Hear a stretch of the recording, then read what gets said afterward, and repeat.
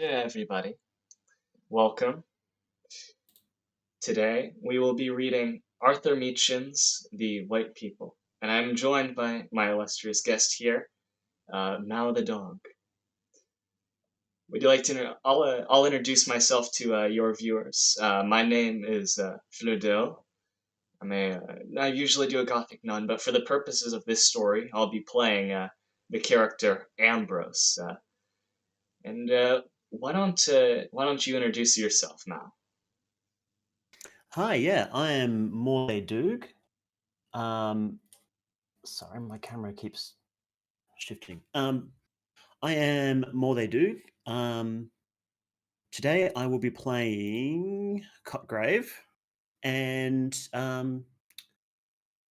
I am a magic dog from Australia, and I talk a lot about magic, um, real life magic, and I play weird games, and I sometimes write blogs and such.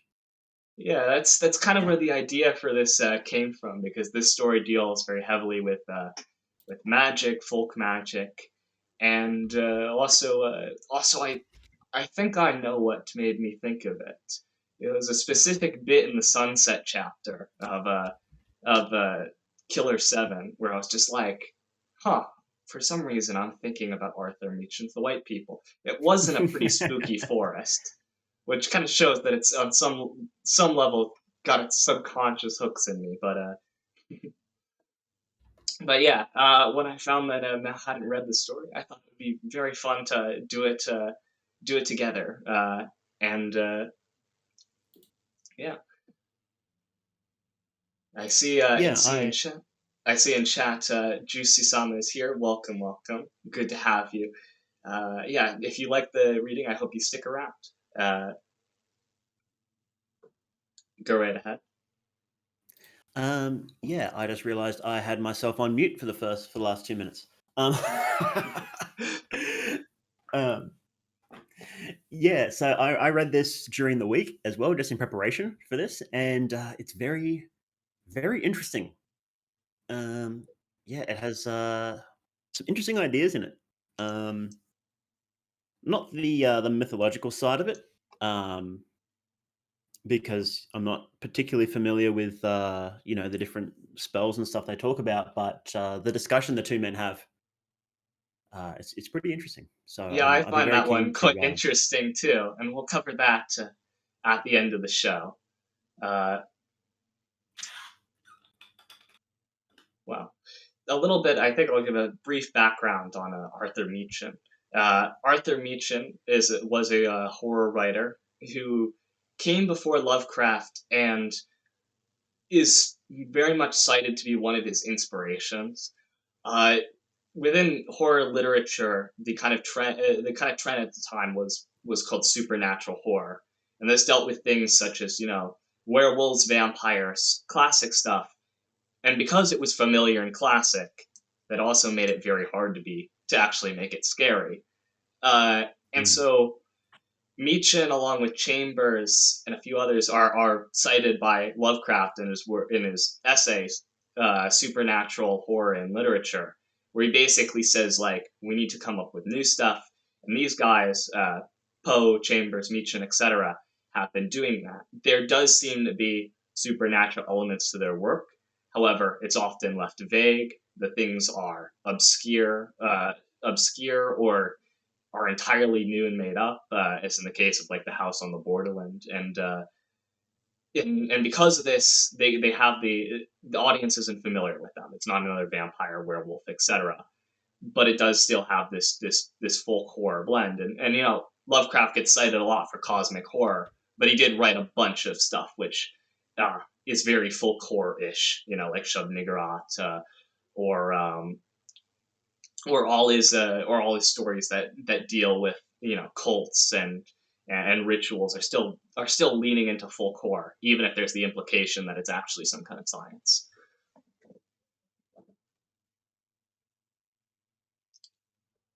yeah, so I'm pretty keen to get into this, to be All honest, right. because yeah, we will wait a couple more minutes though. I think just to let more people filter in, but yeah, you can definitely see some some inspiration for Lovecraft and later writers popping up. I think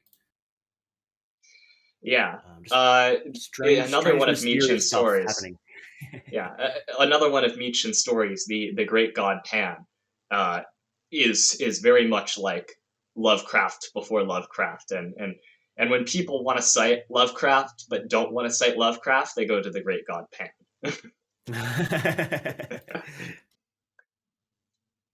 I'm yet to read that one, but that's I've heard that one's really good as well. Oh, it's really good. I'll say it was a confusing read for me the first time. This story I got into a lot more because it's a lot subtler. But I can see how that one is like the one which he really struck out with. So, what was the Great God Pan about? Ah, well, to give a not too spoilery summary of it, it's so Meacham had been writing in the decadent literature circle, and he wrote this as a horror story based. If you want to know, like we're like, there's a lot of things which, as I said, are Lovecraft before Lovecraft.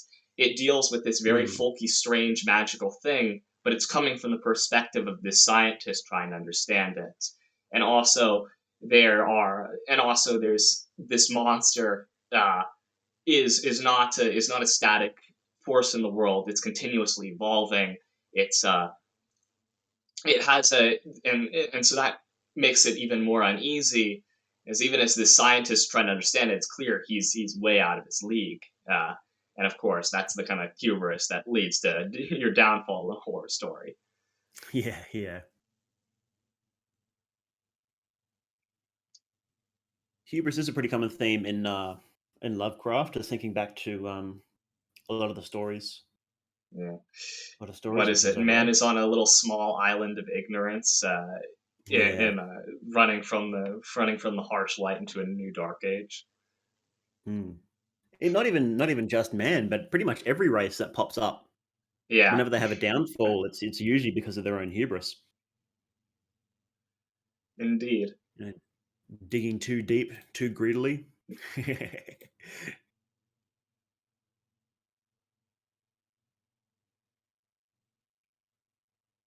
But yeah, I did have a couple of questions about the white people, but I suppose I will we'll ask them afterwards. Um, Yeah, yeah. If it's yeah, when we get into the discussion of the story, that's where we should try to like answer stuff about the text. hmm. But do you think uh, it's been a few minutes, about 4 minutes since we last said let's let people pile in. I think most people have arrived, right? Yeah, yeah, we should be good by now.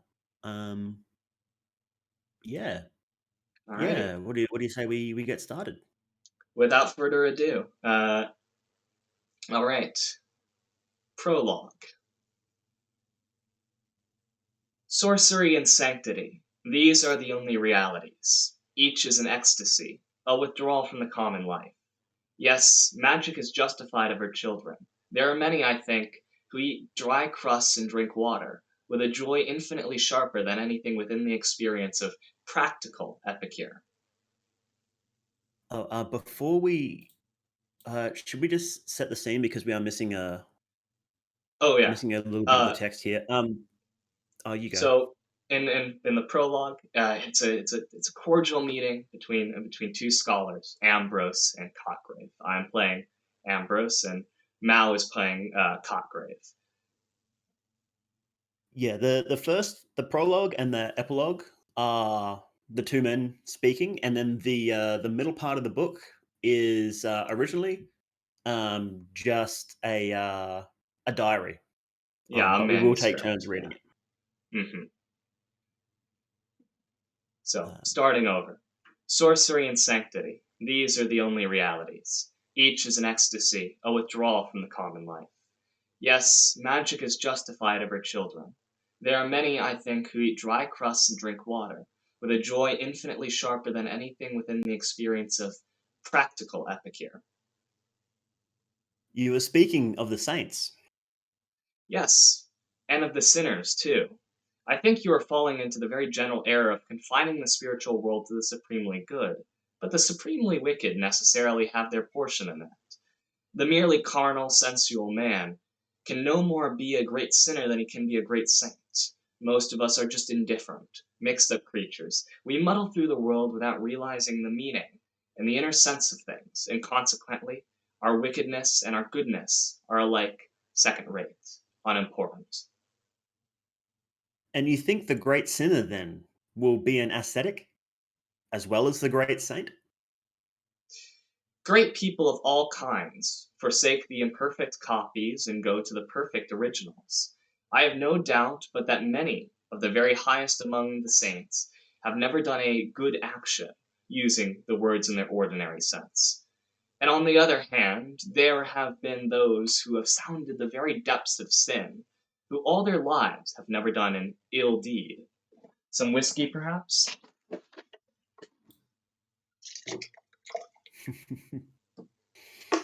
I can't stand it, you know. Your paradoxes are too monstrous. A man may be a great sinner, yet do nothing, yet never do anything sinful. Come on now. You're quite wrong. I never make paradoxes. I wish I could. I merely said that a man may have an exquisite taste in Romani Conti, and yet never have even smelt for ale. That's all. It's more like a truism than a paradox, isn't it? Your surprise at my remark is due to the fact that you haven't realized what sin is. Oh, yes, there's a sort of connection between sin with the capital letter and actions which are commonly called sinful, with murder, theft, adultery, and so forth. Much the same connection that there is between the A, B, C, and fine literature. But I believe that the misconception, it is all but universal, arises in great measure from our looking at the matter through social spectacles. We think that a man who does evil to us and his neighbors must be evil. So he is from a social standpoint. But can't you realize that evil in its essence is a lonely thing, a passion of the solitary individual soul? Really, the average murderer, qua murderer, is not by any means a sinner in the true sense of the word. He is simply a wild beast that we have to get rid of to save our own necks from his knife. I should class him rather with tigers than with sinners. Hmm. Seems a little strange. I think not. The murderer murders not from positive qualities, but from negative ones. He lacks something which non murderers possess. Evil, of course, is wholly positive, only it is on the wrong side. You may believe that sin in its proper sense is very rare. It is probable that there are far fewer sinners than saints. Yes, your standpoint is all very well for practical social purposes. We are naturally inclined to think a person who is very disagreeable to us must be a very great sinner. It is very disagreeable to have one's pocket picked, and we pronounce the thief to be a very great sinner. In truth, he is merely an undeveloped man. He cannot be a saint, of course, but he may be, and often is, an infinitely better creature than thousands who have never broken a single commandment. He is a great nuisance to us, I admit, and we very properly lock him up if we catch him.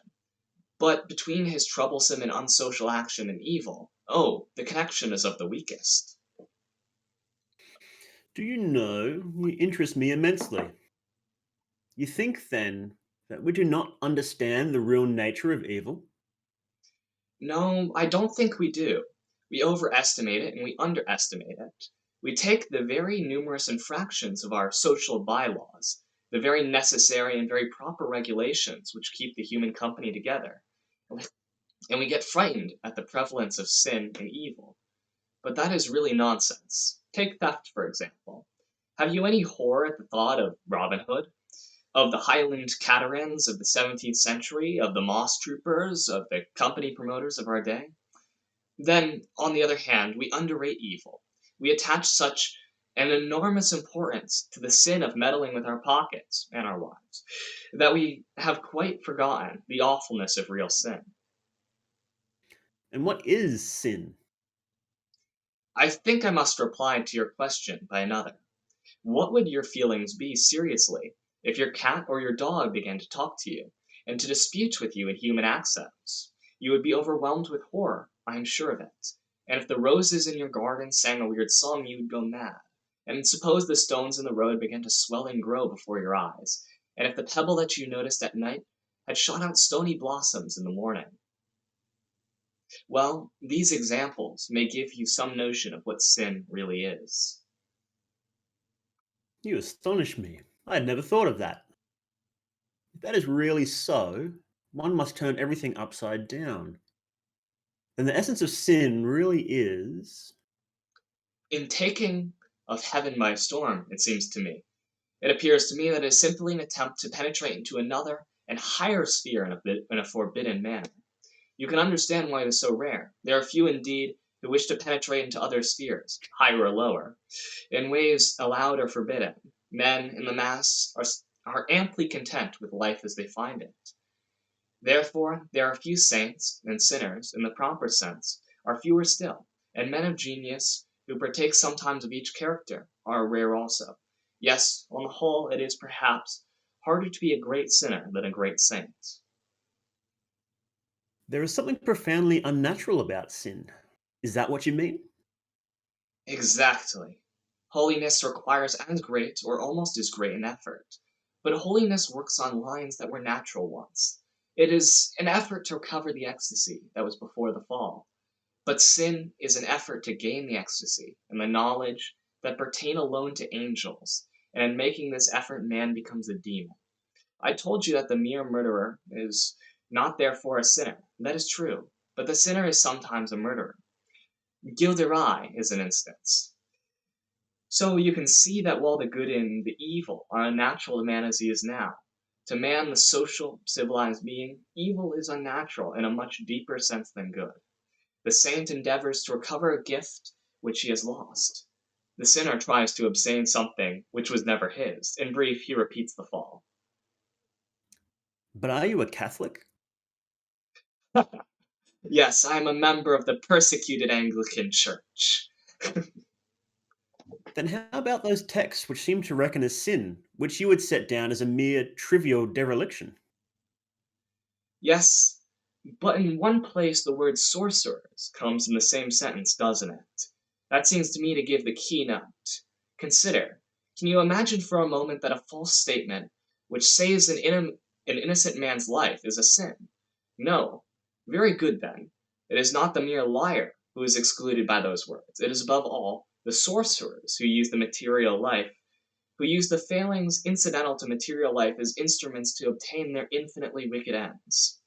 And let me tell you this, our higher senses are so blunted, we are so drenched with materialism, that we should probably fail to recognize real wickedness if we ever encountered it. But shouldn't we experience a certain horror, a terror, as such you hinted we would experience if a rose tree sang, in the mere presence of an evil man? We should if we were natural. Children and women feel this horror you speak of, even animals experience it. But most of us, convention and civilization and education have blinded and deafened and obscured the natural reason. No, sometimes we may recognize evil by its hatred of the good. One doesn't necessarily need much penetration to guess at the influence which dictated quite unconsciously the Blackwood Review of Keats. But this is purely incidental, and as a rule, I suspect that the hierarchs of Tophet pass quite unnoticed, or perhaps, in certain cases, as good as but mistaken men. But you used the word unconscious just now of Keats' reviewers. Is wickedness ever unconscious? Always, it must be so. It is like holiness and genius, in this as in other points. It is a certain rapture or ecstasy of the soul, a transcendent effort to surpass the ordinary bounds. So, surpassing these, it surpasses also the understanding, the faculty that takes note of that which comes before it. No, a man may be infinitely and horribly wicked and never suspect it. But I tell you, evil is in this. Its certain and true sense is rare. And I think it is growing rarer. I'm trying to get a hold of it all. From what you say, I gather that the true evil differs generically from that which we call evil. Quite so. There is no doubt an analogy between the two, a resemblance such as enables us to use quite legitimately such terms as the foot of the mountain and the leg of the table. And sometimes, of course, the two speak, as it were, in the same language. The rough miner, or puddler, the untrained, undeveloped tiger man, heated by a quart or two above his usual measure, comes home and kicks his irritating and judicious wife to death. My apologies. He is a murderer, and Gilderoy was a murderer. But you see the gulf that separates the two. The word, if I may so speak, is accidentally the same in each case, but the meaning is utterly different. It is flagrant Hobson-Jobson to confuse the two, or rather, it is as if one supposed that Juggernaut and the Argonauts had something to do etymologically with one another. And no doubt the same weak likeness, or analogy, runs between all the social sins and the real spiritual sins. In some cases, perhaps, the lesser may be schoolmasters to lead one on to the greater, from the shadow to the reality. If you are anything of a theologian, you will see the importance of all this. I'm sorry to say I've devoted very little of my time to theology. Indeed, I've often wondered on what grounds theologians have to claim the title of Science of Sciences for their favourite study, since the theological books I have looked into have always seemed to me to be concerned with feeble and obvious pieties, or with the kings of Israel and Judah. I do not care to hear about these kings. We must try to avoid theological discussion. I perceive that you would be a bitter disputant, but perhaps the dates of kings have as much to do with theology as the hobnails of the murderous puddler with evil. Then to return to our main subject, you think sin is an esoteric, occult thing? Yes, it is the infernal miracle as holiness is the supernal. Now and then it is raised to such a pitch that we entirely fail to suspect its existence. It is like the note of the great pedal pipes of the organ, which is so deep we cannot hear it. In other cases it may lead to the lunatic asylum, or to still stranger issues. But you must never confuse it with mere social misdoing. Remember how the apostle, speaking of the other side, distinguishes between charitable actions and charity. As one may give all one's goods to the poor, and yet lack charity, so remember, one may avoid every crime and yet still be a sinner. Your psychology is very strange to me, but I confess I like it. And I suppose that one might fairly deduce from your premises the conclusion that the real sinner might very possibly strike the observer as a harmless personage is enough. Certainly, because the true evil has nothing to do with social life or social laws, or if it has, only incidentally and accidentally. It is a lonely passion of the soul, or a passion of the lonely soul, whichever you like. If by chance we understand it and grasp its full significance, then indeed it will fill us with horror and with awe. But this emotion is widely distinguished from the fear and disgust with which we regard the ordinary criminal, since this latter is largely or entirely founded on the regard which we have for our own skins or persons. We hate a murder, because we know we should hate to be murdered, or have anyone that we like murdered. So on the other side, we venerate the saints. We don't like them as well our friends. Can you persuade yourself that you would have enjoyed St. Paul's company? Do you think that you and I would have got on with Sir Galahad? So with sinners as with saints. If you meet a very evil man and recognized his evil, he would no doubt fill you with horror and awe. But there is no reason why you should dislike him. On the contrary, it is quite possible that if you could succeed in putting the sin out of your mind, you might find the sinner capital company, and in a little while you might have reason yourself back into horror, still awful as it is. If the roses and the lilies suddenly sang on this coming morning, if the furniture began to move in procession, as in De Maupassant's tale. I'm glad you have come back to that comparison because I wanted to ask you what is it that corresponds in humanity to these imaginary feats of inanimate things? In a word, what is sin? You have given me, I know, an abstract definition, but I should like a concrete example.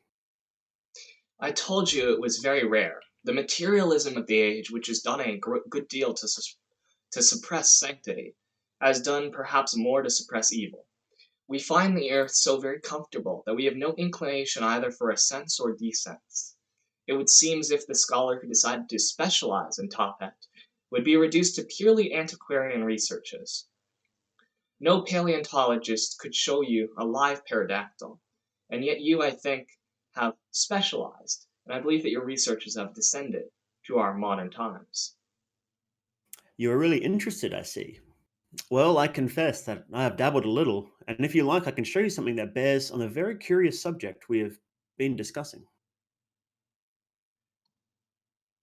I think those lines were switched up, but regardless, the green book is handed out. You will take care of it. Don't leave it lying about.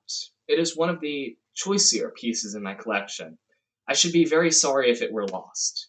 I knew the girl who wrote this. When you read it, you will see how it illustrates the talk we have had tonight. There is a sequel too, but I won't talk of that. There was an odd article in one of the reviews some months ago. It was written by a doctor. Dr. Corin, I think, was the name. He said that a lady watching her little girl playing at the drawing room window suddenly saw the heavy sash give way and fall on the child's fingers. The lady fainted, I think, but at any rate the doctor was summoned, and when he had dressed the child's wounded and maimed fingers, he was summoned to the mother. She was groaning with pain. It was found that 3 fingers of her hand, corresponding with those that had been injured on the child's hand, were swollen and inflamed, and later, in the doctor's language, purulent sloughing set in. Well, here it is. You will bring it back as soon as you have read it.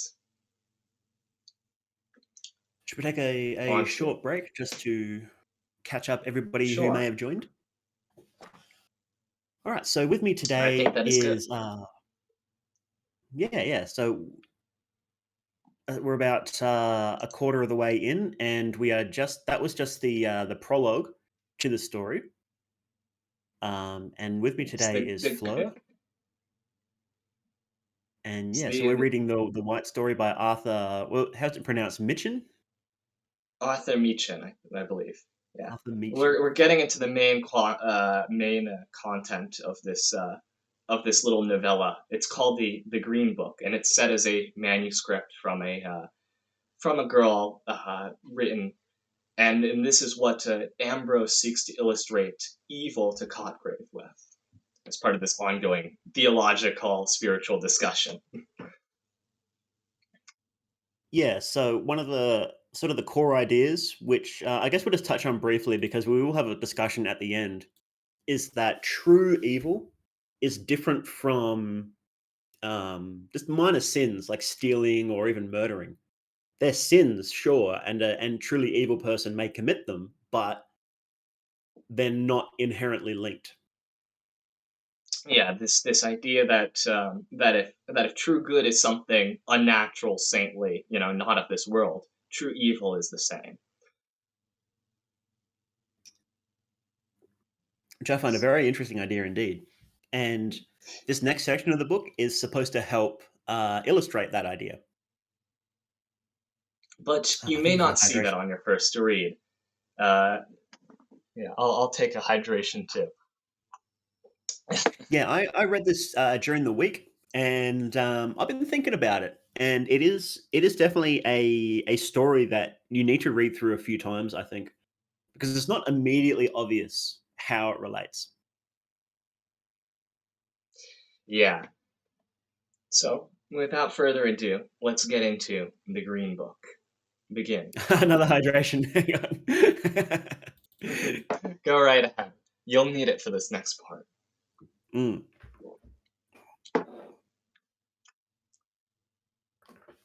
Ah, that's a hydration for Fleur.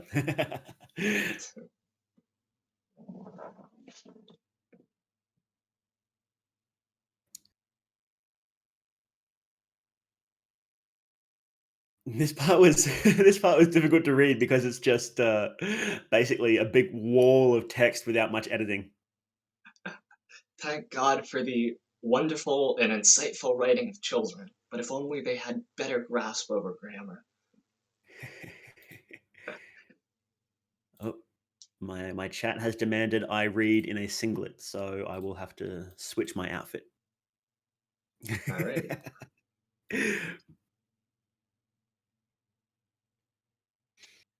Okay, ready when you are. All right. The Green Book. Begin, Cochran. I found this book in a drawer in the old bureau that stands on the landing. It was a very rainy day and I could not go out. So in the afternoon, I got a candle and rummaged in the bureau. Nearly all the drawers were full of old dresses, but one of the small ones looked empty, and I found this book hidden right at the back.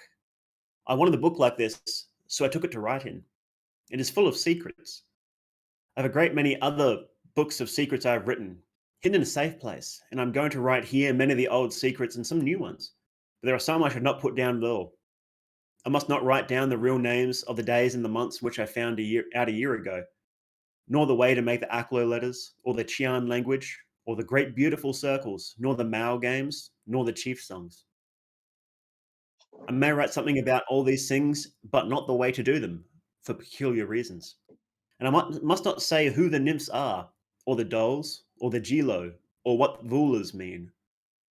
All these most secret secrets, and I'm glad when I remembered what they are, and how many wonderful languages I know. But there are some things that I call the secrets of the secrets that I dare not think of unless I am quite alone. And then I shut my eyes, put my hands over them, and whisper the word, and Alala comes. I only do this at night in my room or in certain woods that I know, but I must not describe them, as they are secret woods. Then there are ceremonies, which are all of them important, but some are more delightful than others. There are the white ceremonies, and the green ceremonies, and the scarlet ceremonies. The scarlet ceremonies are the best, but there is only one place where they can be performed properly, although there is a very nice imitation which I have done in other places. Besides these, I have the dances and the comedy, and I have done the comedy sometimes when the others were looking, and they didn't understand anything about it. I was very little when I first knew about these things. When I was small and mother was alive, I can remember remembering things before that. Only it has all got confused. But I remember when I was 5 or 6, I heard them talking about me when they thought I was not noticing. They were saying how queer I was a year or two before, and how nurse had called my mother to come and listen to me talking all to myself. And I was saying words that nobody could understand. I was speaking the Zoo language, but I only remember very few of the words, as it was about the little white faces that used to look at me when I was lying in my cradle. They used to talk to me, and I learnt their language and talked to them in it, about some great white place they had visited, where the trees and the grass were all white, and where there were white hills as high as the moon and a cold wind. I have often dreamed of it afterward, but the faces went away when I was very little. But a wonderful thing happened to me when I was about 5. My nurse was carrying me on her shoulder. There was a field of yellow corn, and we went through it. It was very hot. Then we came to a path through the wood, and a tall man came after us, and went with us till we came to a place where there was a deep pool, and it was very dark and shady. Nurse put me down on the soft moss under a tree, and she said, "She can't get to the pond now." So they left me there, and I sat quite still and watched, and out of the water in the wood came 2 wonderful white people, and they began to play and dance and sing. They were kind of creamy white, like the old ivory figure in the drawing room. One was a beautiful lady with kind dark eyes, and a grave face, and long black hair, and she smiled such a strange sad smile at the other, who laughed and came to her. They played together, and danced round and round the pool, and they sang a song till I fell asleep. Nurse woke me up when she came back, and she was looking something like the lady had looked. So I told her all about it, and asked her why she looked like that. At first she cried, then she looked very frightened, and turned quite pale. She put me down on the grass and stared at me, and I could see she was shaking all over. Then she said I had been dreaming, but I knew I hadn't. Then she made me promise not to say a word about it to anybody, and if I did I should be thrown into the black pit. I was not frightened at all, though nurse was, and I never forgot about it, because when I shut my eyes, and it was quite quiet, I was all alone. I could see them again, very faint and far away, but very splendid, and the little bits of the song they sang came into my head, but I couldn't sing it. I was 13, nearly 14, when I had a very singular adventure. So strange that the day on which it happened is always called the White Day. My mother had been dead for more than a year, and in the morning I had lessons, but they let me go out for walks in the afternoon. And this afternoon I walked a new way, and a little brook led me into a new country. But I tore my frock getting through some of the difficult places, as the way was through many bushes and beneath low branches of trees, and up thorny thickets on the hill, and by dark woods full of creeping thorns. And it was a long, long way. It seemed as if I was going on forever and ever, and I had to creep by a place like a tunnel where a brook must have been, but all the water had dried up and the floor was rocky, and the bushes had grown overhead till they met, so that it was quite dark. And I went on and on through that dark place. It was a long, long way. And I came to a hill I'd never saw before. I was in a dismal thicket full of black, twisted boughs that tore me as I went through them, and I cried out because I was smarting all over. Then I found that I was climbing, and I went up a long way, till at last the thicket stopped and I came out just under the top of a big, bare place, where there were ugly grey stones lying about on the grass, and here and there where a little twisted, stunted tree came out from under a stone like a snake. And I went up, right to the top, a long way. I never saw such big, ugly stones before. They came out of the earth, some of them, and they looked as if they had been rolled to where they were, and they went on and on as far as I could see, a long, long way. I looked out for them and saw the country, but it was strange. It was winter time, and there were black, terrible woods hanging from the hills all around. It was like seeing a large room hung with black curtains, and the shape of the trees seemed quite different from any I had seen before. I was afraid. Then beyond the woods, there were some hills and round a great ring, but I'd never seen any of them. It all looked black, and everything had a vor over it. It was also still and silent, and the sky was heavy and grey and sad, like a wicked vorish dome in deep Dendo. I went on into the dreadful rocks. There were hundreds and hundreds of them. Some were like horrid, grinning men. I could see their faces as if they would jump out of the stone and catch hold of me and drag me back into the rock, so that I should always be there. And there were other rocks that were like animals, creeping, horrid animals, putting out their tongues, and others were like words that I could not say, and others like dead people lying on the grass. I went on among them, though they frightened me, and my heart was full of wicked songs that they put into it. I wanted to make faces and twist myself about in the way that they did. And I went on and on a long way until at last I liked the rocks and they didn't frighten me anymore. I sang the songs I thought of, songs full of words that must not be spoken or written down.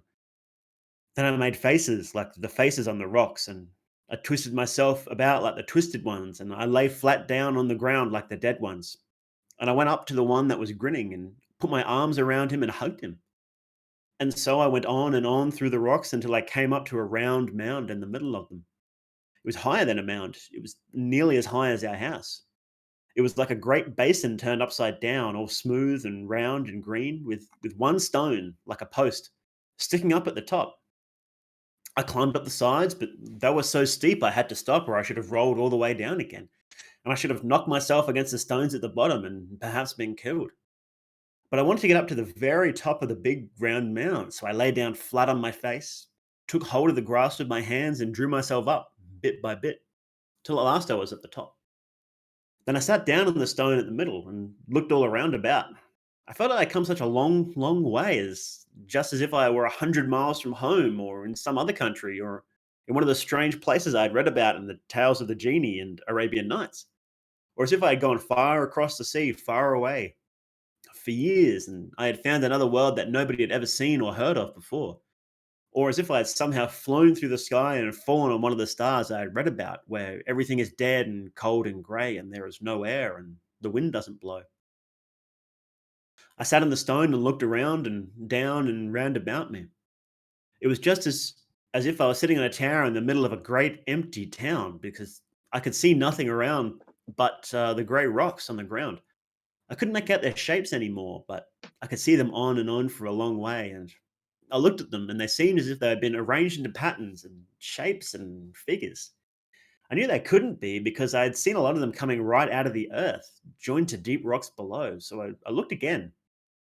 But still, I saw nothing but circles and small circles inside big ones and pyramids and domes and spires. And they seemed to go all around and around the place I was sitting. And the more I looked, the more I saw great big rings of rocks getting bigger and bigger. And I stared for so long that it felt like they were moving and turning like a great wheel. And I was turning too in the middle.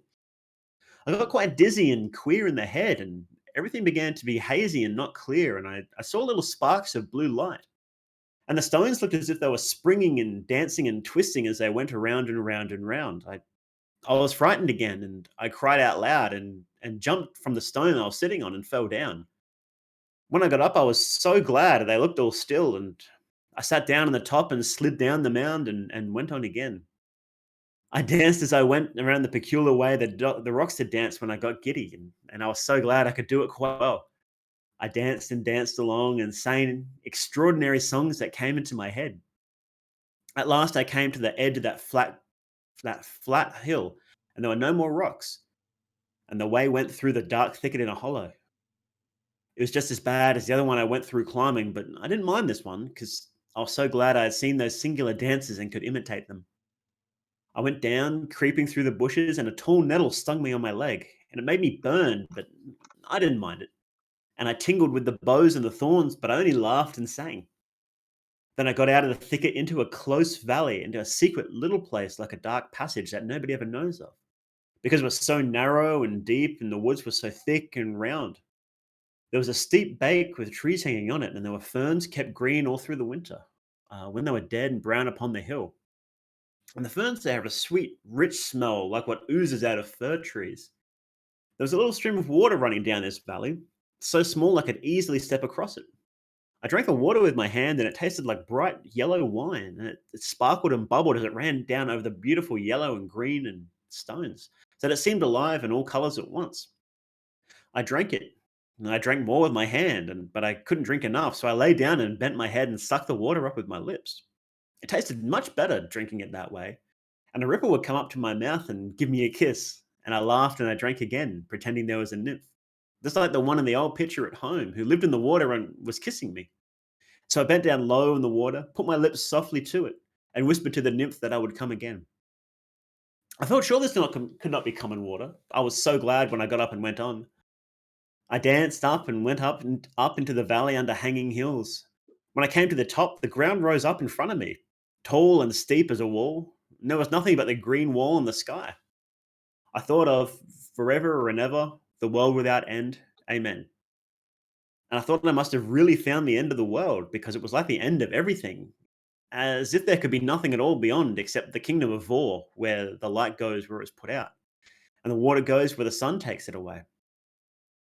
I began to think of the long, long way I had journeyed, how I'd found a brook and followed it on and gone through bushes and thorny trees and dark woods full of creeping thorns. And then I crept up into a tunnel under trees and climbed a thicket, had seen all the grey rocks and sat in the middle of them when they turned round. And I'd gone through the grey rocks and came down the hill through the singing thicket up the dark valley a long, long way. I wondered how I should get home again, if I could ever find the way, and if my home was there anymore, or if it turned and or if it were turned and everybody in it into grey rocks, as in the Arabian Nights. So I sat down in the grass and thought what I should do next. I was tired and my feet were hot with walking. And as I looked about, I saw there was a wonderful well just under the high, steep wall of grass. All the ground round it was covered with bright green dripping moss, and there was every kind of moss there. Moss like beautiful little ferns, and like palms and fir trees, and there was all green as jewelry. Drops of water hung on it like diamonds. And in the middle was a great well, deep and shining and beautiful. So clear it looked as if I could touch the red sand at the bottom, but it was far below. I stood by it and looked in, as if I were looking in a glass. At the bottom of the well, in the middle of it, the red grains of sand were moving and stirring all the time. And I saw how the water bubbled up, but at the top it was quite smooth and full and brimming. It was a great well, large like a bath, with a shining, glittering green moss about it. It looked like a great white jewel with green jewels all around. My feet were so hot and tired that I took off my boots and stockings and let my feet down into the water. And the water was soft and cold. And When I got up, I wasn't tired anymore, and I felt like I must go on further and further and just to see what was on the other side of the wall. I climbed up it very slowly, going sideways at times, and when I got to the top and looked over, I was in the queerest country I'd ever seen, stranger even than the hill of grey rocks. It looked as if Earth children had been playing there with their spades, as it was all hills and hollows and castles and walls made of earth and covered with grass. There were two mounds like big beehives, round and great and solemn. And there were hollow basins, and then a steep mounting wall like the ones I had seen by the seaside where the big guns and soldiers were. I nearly fell into one of the round hollows. It went away from my feet so suddenly, and I ran fast down the side, stood at the bottom, and looked up. It was strange and solemn to look up. There's nothing but the grey, heavy sky and the sides of the hollow. Everything else had gone away, and the hollow was a whole world. And I thought that at night it must be full of ghosts and moving shadows and pale things when the moon shone down to the bottom of the dead at night, and the wind wailed up above. It was so strange and solemn and lovely, like the hollow temple of the dead heathen gods. It reminded me of a tale my nurse had told me when I was quite little. It was the same nurse that took me into wood when I saw the beautiful white people. I remembered how the nurse had told me the story one winter night, when the wind was beating the trees against the wall and crying and moaning in the nursery chimney. She said there was, somewhere or other, a hollow pit, just like the one I was standing in, and everyone was afraid to go into it or near it. It was such a bad place. But once upon a time, there was a poor girl who said she would go into the hollow pit, and everyone tried to stop her, but she would go. And she went down into the pit and came back laughing and said there was nothing there at all except green grass and red stones, white stones and yellow flowers. And soon after, people saw she had the most beautiful emerald earrings and asked how she got them, as she and her mother were quite poor. But she laughed and said her earrings were not made of emeralds at all, but only of green grass. Then one day she wore on her breast the reddest ruby anyone had ever seen. It was as big as a hen's egg, and it glowed and sparkled like a hot burning coal of fire. She asked how she had got it, as she and her mother were quite poor. But she laughed and said it was not a ruby at all, but only a red stone. Then one day she wore around her neck the loveliest necklace anyone had seen, much finer than the Queen's finest. And it was made of bright diamonds, hundreds of them, and they shone like stars in the night in June. They asked her how she'd got it, as she and her mother were quite poor. But she just laughed again and said they were not diamonds at all, but only white stones. And one day she went to the court, and she wore on her head a crown of pure angel gold, so nurse said, and it shone like the sun, and it was much more splendid than the crown the king himself was wearing. And in her ears she wore the emeralds, and the big ruby on the brooch on her breast, and a great diamond necklace was sparkling on her neck. And the king and queen thought she was some great princess from long far away. And she got down from their thrones and went to meet her, but someone told the king and queen who she was and that she was quite poor. So the king asked her why she wore a gold crown and how she got it, as she and her mother were so poor. And she laughed and said it wasn't a gold crown at all, but only some yellow flowers she had put in her hair. And the king thought that was very strange, and that she should stay at the court, and they would see what happens next. And she was so lovely that everyone said her eyes were greener than the emeralds, and her lips were redder than the ruby, and her skin was whiter than the diamonds, and her hair was brighter than the golden crown. So the king's son said he would marry her, and the king said he might. And the bishop married them, and there was a great supper, and afterwards the king's son went to his wife's room. But when he had his hand on the door, he saw a tall black man with a dreadful face standing in front of the door, and a voice said, Venture not upon your life. This is mine own wedded wife. Then the king's son fell down on the ground in a fit, and they came and tried to get into the room, but they couldn't, and they hacked the door away with hatchets, but the wood had turned hard as iron, and at last everybody ran away. They were so frightened at the screaming and laughing and shrieking and crying that came out of the room. But the next day they went in and found there was nothing in the room but thick black smoke, because the black man had come and taken her away. And on the bed there were two knots of faded grass and a red stone, some white stones, and some faded yellow flowers. I remember this tale of nurses while I was standing at the bottom of the deep hollow. It was so strange and solitary there, and I felt afraid. I could not see any stones or flowers, but I was afraid of bringing them away without knowing, and I thought I could do a charm that came to my head to keep the black man away. So I stood right in the very middle of the hollow. I made sure that none of the things were on me. Then I walked around the place and touched my eyes and my lips and my hair in a peculiar manner. Then I whispered some queer words that Nurse had taught me to keep bad things away. Then I felt safe and climbed up out of the hollow and went on through all the mounds and hollows and walls till I came to the end, which was high above all the rest. And I could see the different shapes of earth were arranged in pattern, something like the grey rocks. And the pattern was different. It was getting late and the air was indistinct, but it looked from where I was standing like something like two great figures of people were lying on the grass. And I went on and at last until I found a certain wood, which is too secret to be described. And nobody knows the passage into it, which I found out in a very curious manner by seeing some little animal run into the wood through it. So I went after the animal and by a very narrow, dark way under thorns and bushes, and it was almost dark when I came to a kind of open place in the middle. And there I saw the most wonderful sight I had ever seen. But it was only for a minute, as I ran away and crept out of the wood by the passage I had come by, and ran as fast as I ever could, because I was afraid of what I had seen was so wonderful and so strange and beautiful. But I wanted to get home and think of it, and I did not know what might happen if I stayed by the wood. I was hot all over and trembling, and my heart was beating, and strange cries that I could not help came from me as I ran from the wood. I was glad that a great white moon came up over the round hill and showed me the way. So I went back through the mounds and the hollows and down the close valley and up through the thicket over the places of the grey rocks. So at last I got home again. My father was busy in his study, and the servants had not told him about my not coming home, although they were frightened and wondered what they ought to do. So I told them I had lost my way, but I did not let them find out the real way I had been. Did you want to take over, Fleur? Sure. I went to bed and lay awake all through the night, thinking of what I had seen. When I came out of the narrow way, and it looked all shining, though the air was dark it seemed so certain, and all the way home I was quite sure that I had seen it.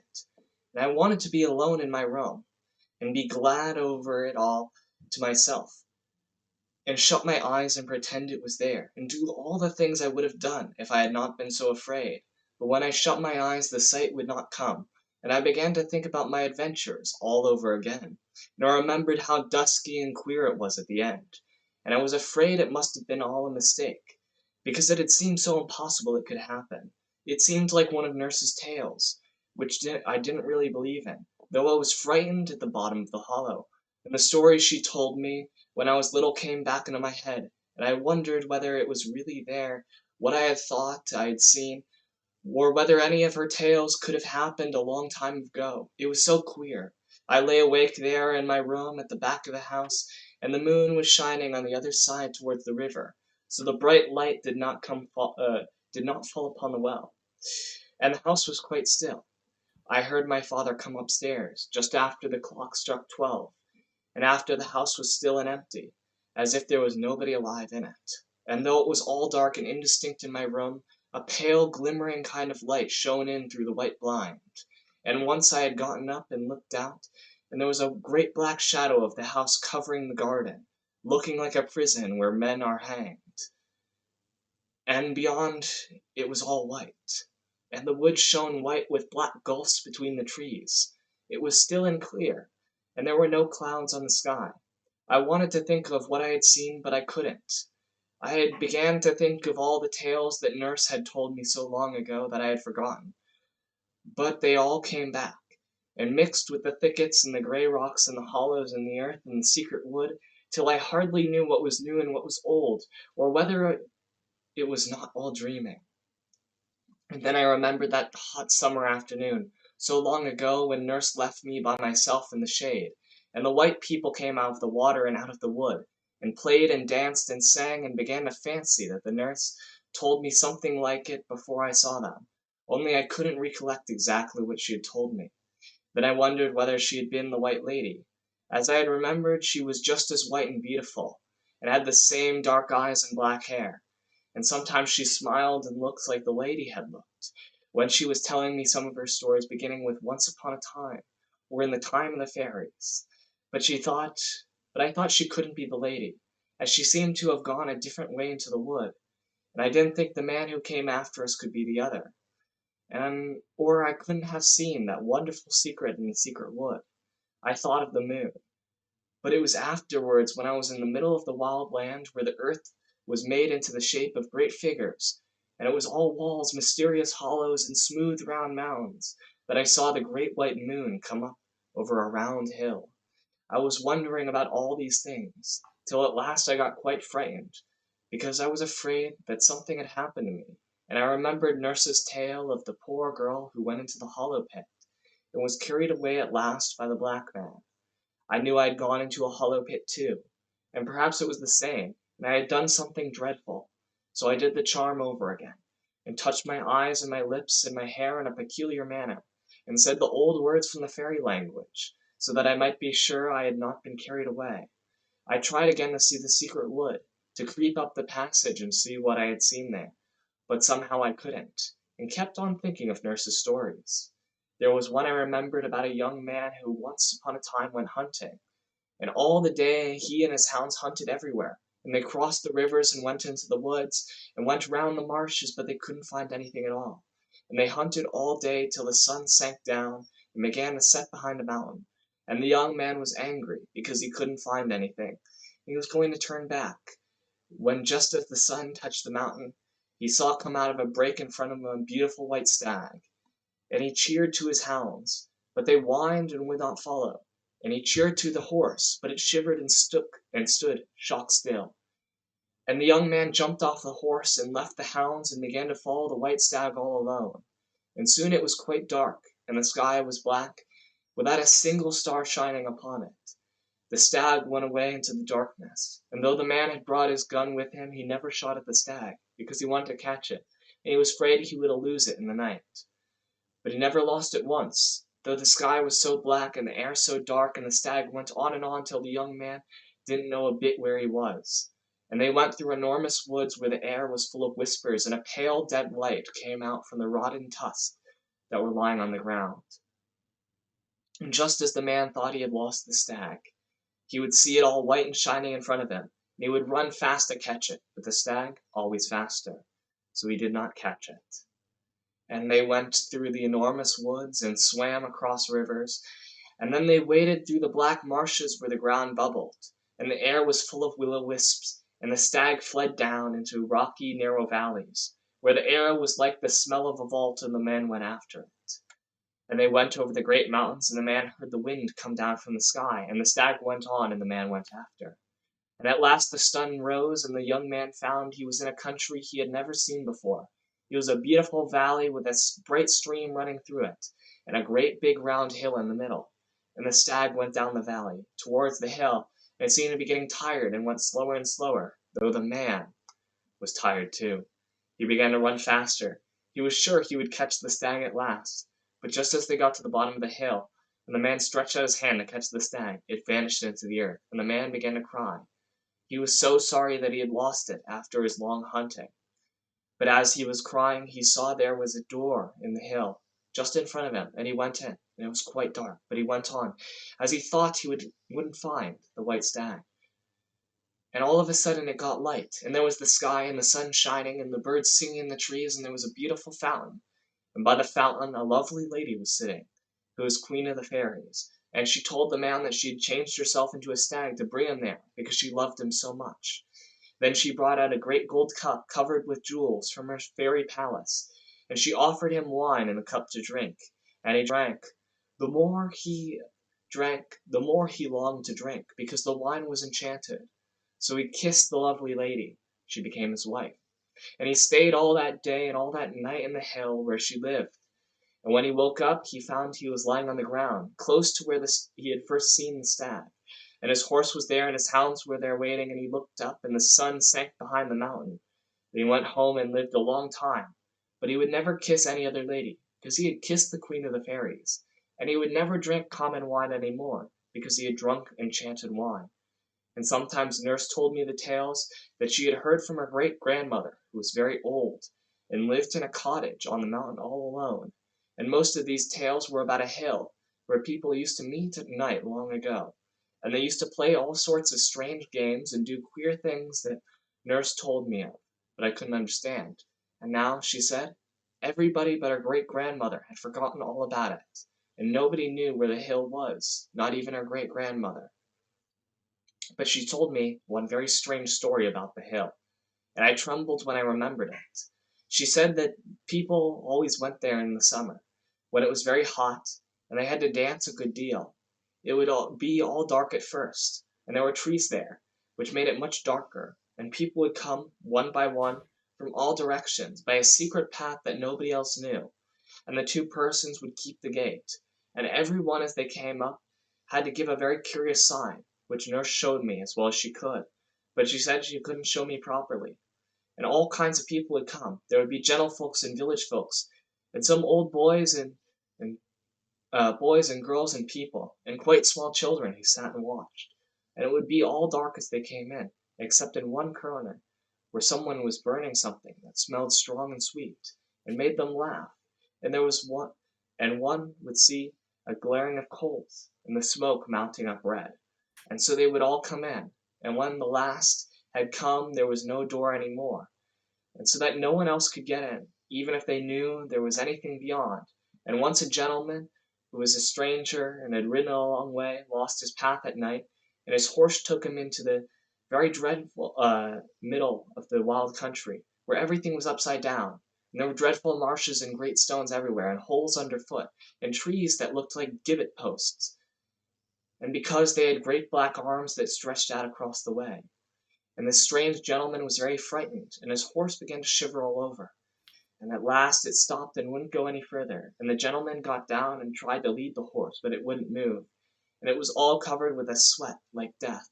So the gentleman went on alone, going farther and farther into the wild country, till at last he came to a dark place, where he heard shouting and singing and crying, like nothing he had ever heard before.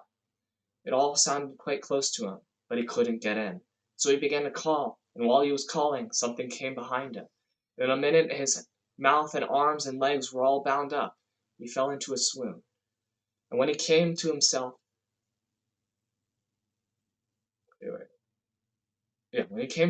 he was lying by the roadside, just where he had first lost his way, under a blasted oak with a black trunk, and his horse was tied beside him. So he rode on to town and told the people there what had happened, and some of them were amazed, but others knew. So once everyone had come, there was no door at all for anybody else to pass in by.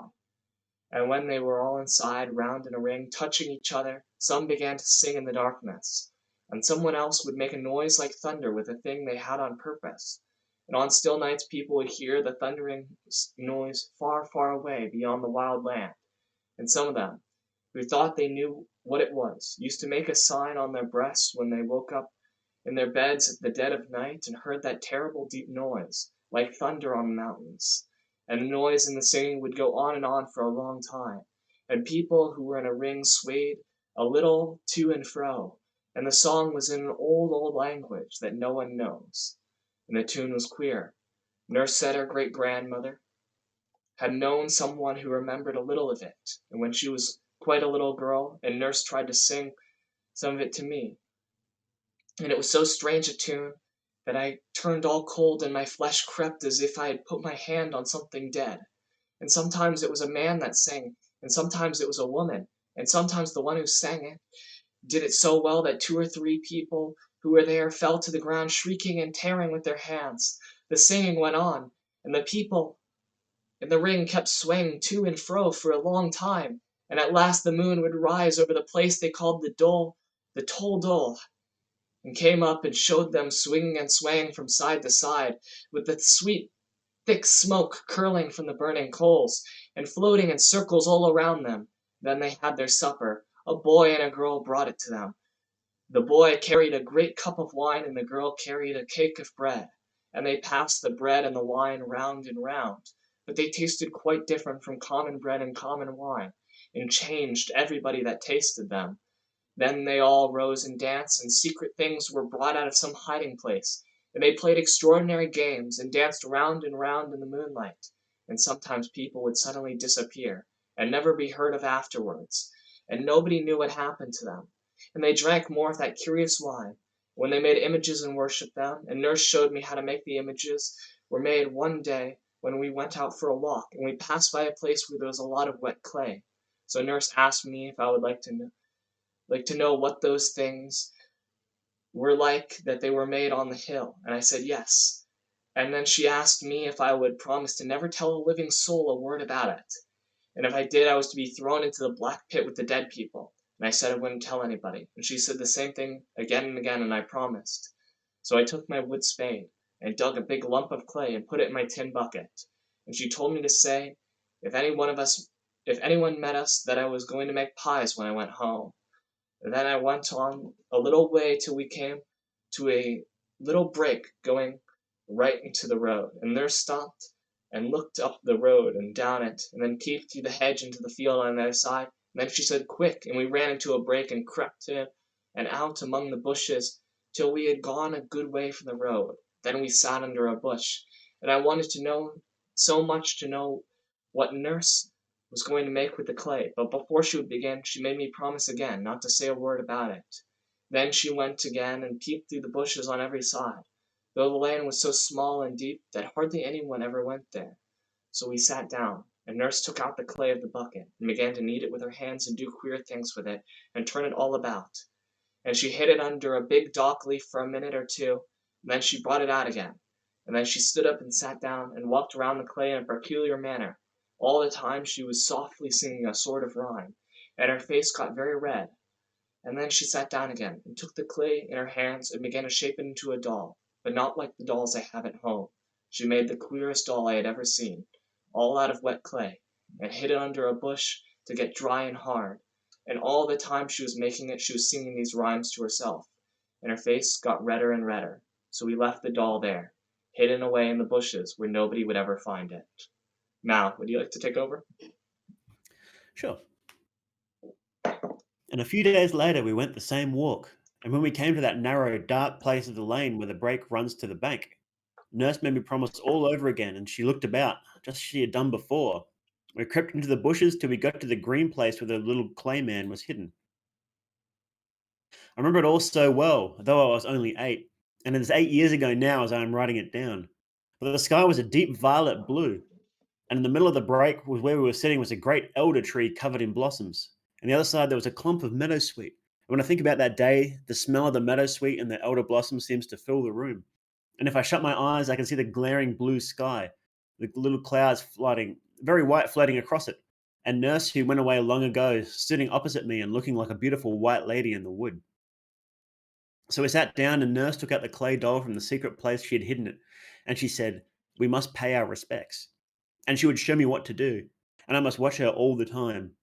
So she did all sorts of queer things with the little clay man, and I noticed she was streaming with perspiration, though we had walked so slowly, and she told me to pay my respects. And I did everything she did because I liked her, and it was such an odd game. And she said that if one loved very much, the clay man was very good, if one did certain things with it. And if one hated very much, it was just as good, only one had to do different things. And we played with it a long time and pretended all sorts of things. Nurse said her great grandmother had told her about these images, but what we did was no harm at all, only a game. But she only told me a story about these images that frightened me very much.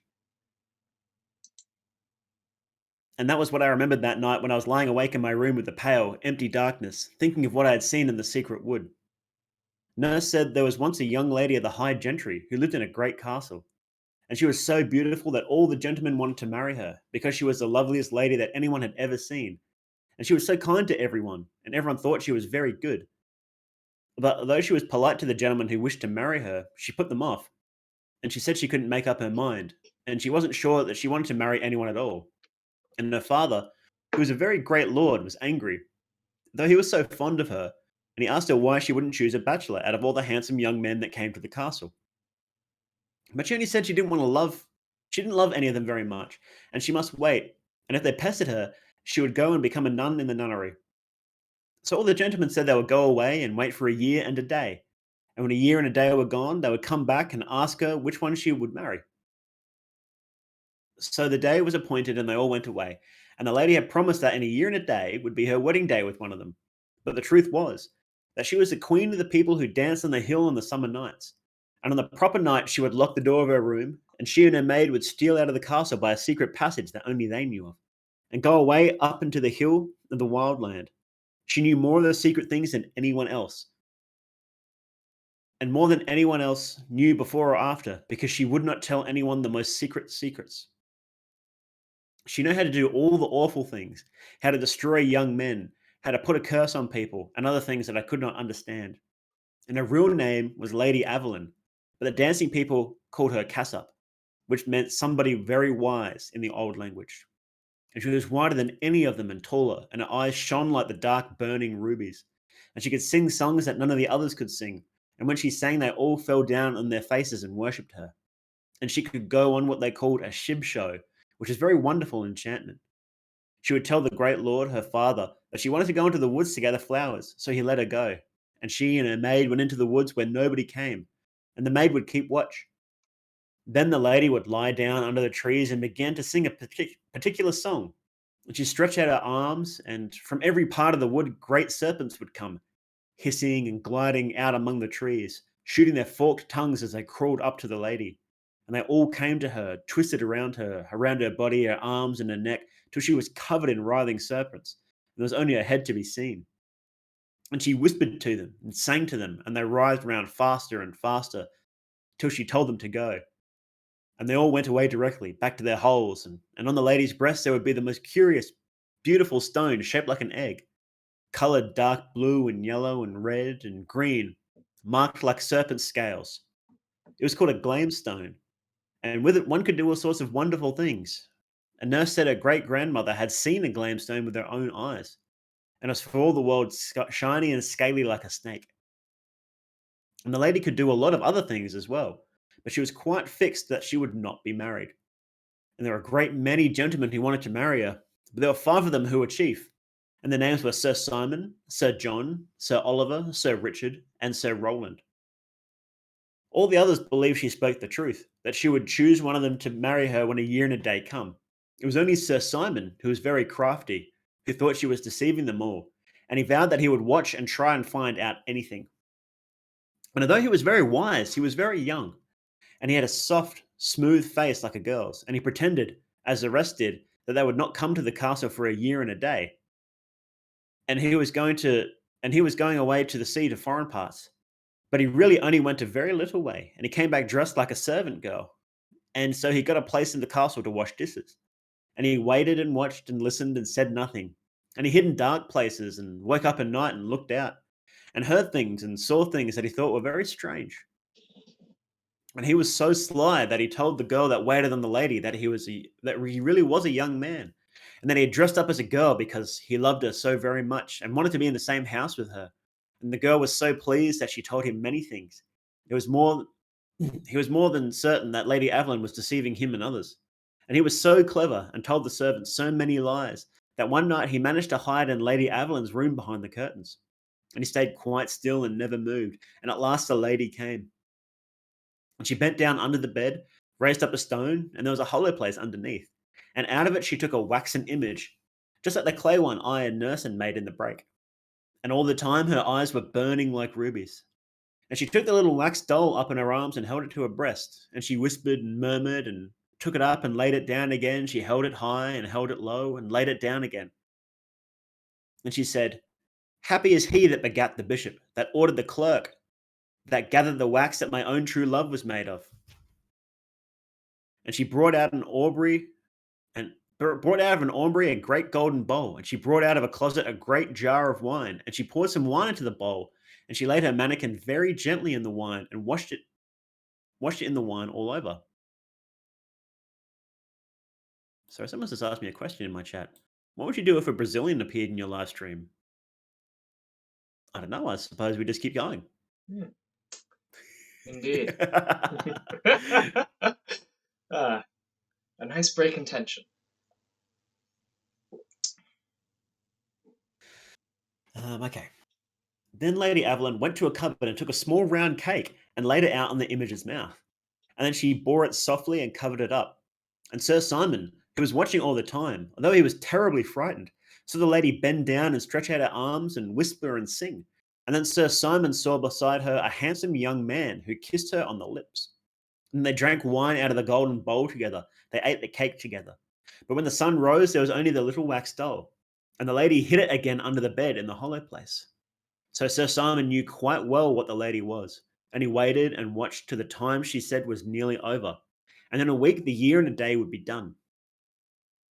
And one night, when he was watching behind the curtains in her room, he saw her making more wax dolls. She made 5 and hid them away. The next night, she took one out, held it up, filled the golden bowl with water, and took the doll by the neck and held it under water. And then she said, Sir Dickon, your day is done. You shall be drowned in the water when. The next day news came to the castle that Sir Richard had been drowned at the ford. And at night she took another doll, and tied a violet cord round its neck, and hung it up on a nail. Then she said, Sir Rowland, your life has ended its span. High on a tree I see you hang. And then the next day news came to the castle that Sir Rowland had been hanged by robbers in the wood. And at night she took another doll, and drove her bodkin right into its heart. And then she said, Sir Noel, so cease your life, your heart pierced with the knife. And the next day news came to the castle that Sir Oliver had fought in a tavern, and a stranger had stabbed him to the heart. And at night she took another doll, and held it to the fire of charcoal till it melted. Then she said, Sir John, return and turn to clay. In fire of fever you waste away. and the next day news came to the castle that Sir John had died in a burning fever. So then Sir Simon went out of the castle, mounted his horse, and rode away to the bishop and told him everything. And the bishop sent his men, and they took Lady Evelyn, and everything she had done was found out. And on the day after the year and a day when she was to have been married, they carried her through the town in her smock. They tied her to a great stake in the marketplace and burned her alive before the bishop with a wax image hung around her neck. And people said the wax man screamed in the burning of the flames. And I thought of this story again and again as I was lying awake in my bed. And I seemed to see the Lady Evelyn in the marketplace, with the yellow flames eating up her beautiful white body. And I thought of it so much that I seemed to get into the story myself. And I fancied I was the lady. And then they were coming to take me to be burnt with fire, and all the people in the town looking at me. And I wonder whether she cared after all the strange things that she had done. I wonder if it hurt very much to be burnt at the stake. I tried again and again to forget Nurse's stories, and to remember the secret I had seen that afternoon, and what was in the secret wood. But I could only see the dark and glimmering in the dark. And then it went away, and I only saw myself running, and then a great moon came white over a dark round hill. And then all the old stories came back again, and the queer rhymes that Nurse used to sing with me. And there was one beginning, Howsy Cumsy Helen Musty, that she used to sing very softly when she wanted me to go to sleep. And I began to sing it myself in my head, and I went to sleep. The next morning I was very tired and sleepy, and could hardly do my lessons, and I was very glad when they were over and I had had my dinner, as I wanted to go out and be alone. It was a warm day, and I went to a nice turfy hill by the river, and sat down on my mother's old shawl that I had brought with me on purpose. The sky was grey like the day before, but there was a kind of white gleam behind it, and from where I was sitting I could look down on the town, and it was all still and quiet and white, like a picture. And I remembered it was on the hill that Nurse taught me to play an old game called Troy Town, in which one had to dance and wind in and out on a pattern in the grass. And then when one had danced and turned long enough, the other person asks you questions, and you can't help answering whether you want to or not. And whatever you are told to do, you feel you have to do it. Nurse said there used to be a lot of games like that some people knew of. And there was one by which people could be turned into anything you liked. And an old man her great grandmother had seen had known a girl who had been turned into a large snake. And there was another very ancient game of dancing and winding and turning, by which you could take a person out of himself and hide him away as long as you liked, and his body went on walking, although quite empty, without any sense in it. But I came to that hill because I wanted to think of what had happened the day before, and of the secret of the wood, and from the place where I was sitting I could see beyond the town into the opening I had found, where a little brook had led me into an unknown country, and I pretended I was following the brook over again, and I went all the way in my mind, and at last I found the wood and crept into it under the bushes, And then in the dusk I saw something that made me feel as if I were filled with fire, as if I wanted to dance and sing and fly up into the air, because I was changed and wonderful. But what I saw was not changed at all, had not grown old, and I wondered again and again how such things could happen, and whether Nurse's stories were really true. Because in the daytime, in the open air, everything seemed quite different from what it was at night, when I was frightened, and I thought I was to be burned alive. I once told my father one of her little tales which was about a ghost, and asked him if it was true, and he told me it was not true at all, and that only common ignorant people believed in such rubbish. He was angry with Nurse for telling me the story, and scolded her, and after that I promised her I would never whisper a word of what she told me, and if I did I should be bitten by the great black snake that lived in the pool in the wood. And all alone on the hill I wondered what was true.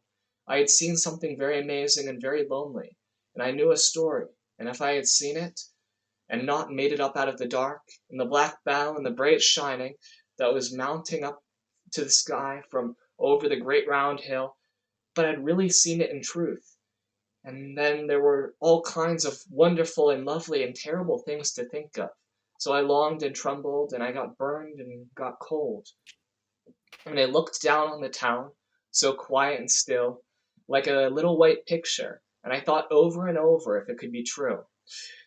I was a long time before I could make up my mind to anything. There was such a strange fluttering at my heart that seemed to whisper to me all the time that I had not made it up out of my head, and yet that seemed quite impossible. And I knew my father and everybody would say it was dreadful rubbish. I never dreamed of telling him or anybody else a word about it, because I knew it would be of no use, and I should only get laughed at or scolded. So for a long time I was very quiet, and went on thinking and wondering, and at night I used to dream of amazing things, and sometimes I woke up in the early mornings and held out my arms with a cry. And I was frightened too, because there were many dangers, and some awful thing could happen to me, unless I took great care. And if the story were true, these old tales were always in my head night and morning, and I went over them and told them to myself over and over again, and went for walks in places where Nurse had told them to me. And when I sat in the nursery by the fire in the evenings, I used to fancy Nurse was sitting there in the other chair, and telling me some wonderful story in a low voice, for fear anybody should be listening. But she used to like best to tell me about things when we were right out in the country, far from the house, because she said she was telling me such secrets, and wolves have ears. And if it was something more than ever secret, we had to hide in brakes or woods. And I used to think it was fun creeping along a hedge, going very softly. And then we would get behind the bushes, or run into the wood all of a sudden. And when we were sure that none was watching us, we knew that we had our secrets quite all to ourselves, and nobody else at all knew anything about them. Now and then, when we had hidden ourselves as I have described, she used to show me all sorts of odd things. One day, I remember, we were in a hazel brake overlooking the brook, and we were so snug and warm, as though it was April. The sun was quite hot. The leaves were just coming out. Nurse said she would show me something funny that would make me laugh. And then she showed me, as she said, how one could turn a whole house upside down, without anybody being able to find out. And the pots and pans would jump about, and the china would be broken, and the chairs would tumble over of themselves. I tried it one day in the kitchen. I found I could do it quite well. And a whole row of plates on the dresser fell off, and the cook's little work table tilted up and turned right before her eyes, as she said, but she was so frightened and turned so white that I didn't do it again, because I liked her. And afterwards, in the hazel copse, when she had shown me how to make things tumble about, she showed me how to make rapping noises, and I learned how to do that too. Then she taught me rhymes to say on certain occasions, and peculiar marks to make on other occasions, and other things their great-grandmother had taught her when she was a little girl herself.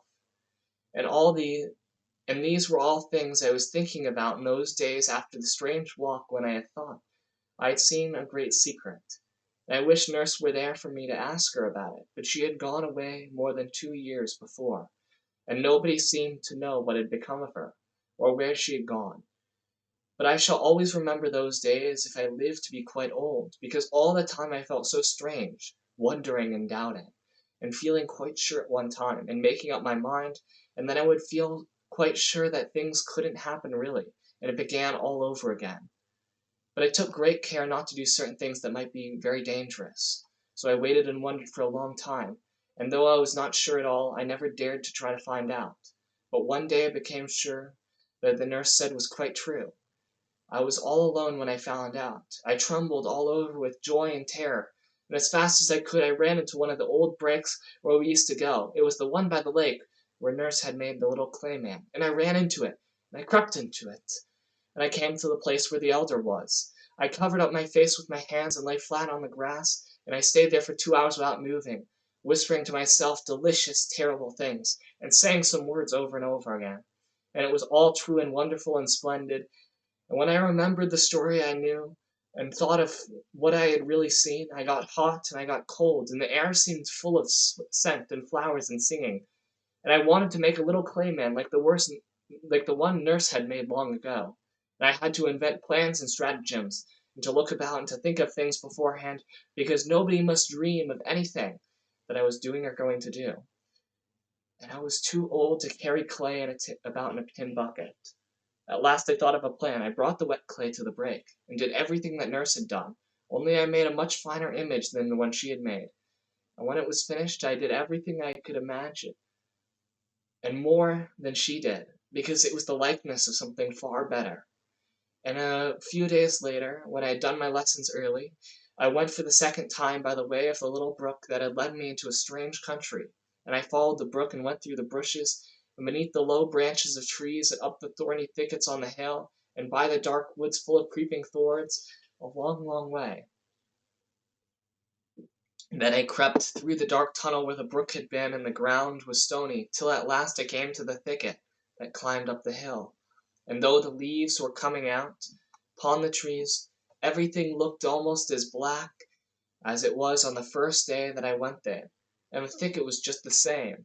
And I went up slowly till I came out on the big bare hill and began to walk among the wonderful rocks, and I saw the terrible war again on everything.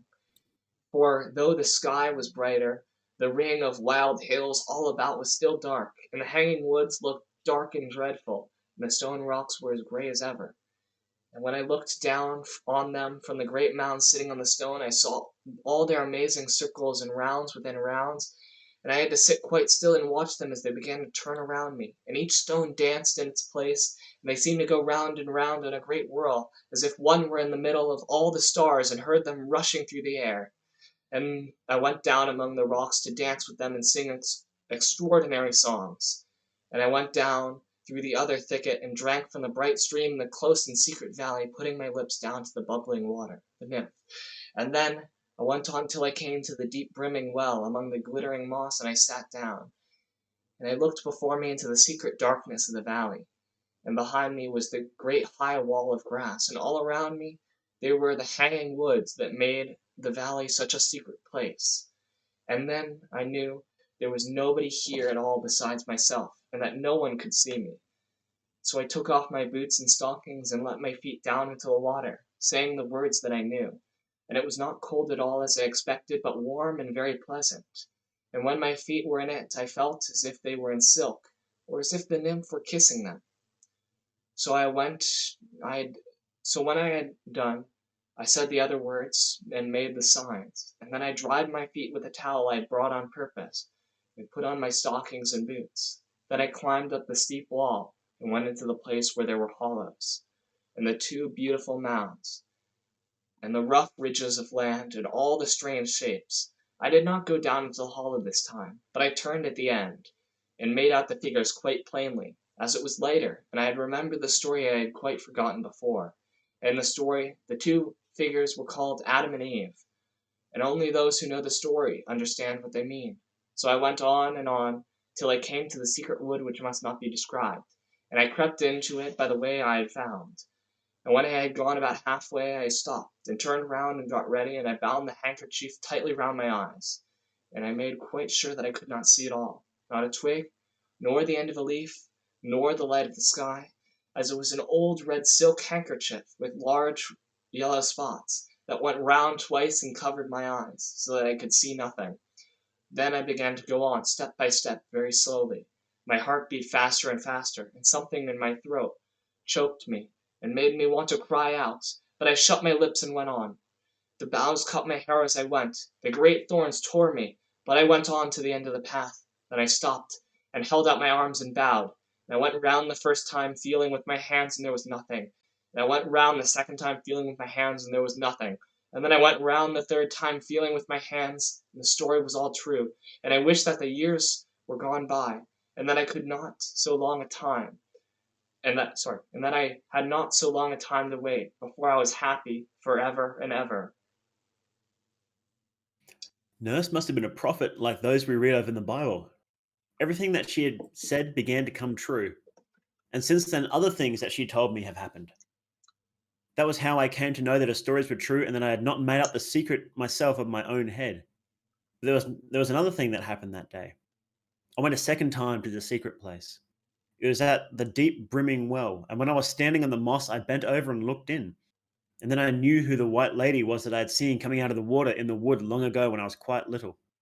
And I trembled all over because that told me other things.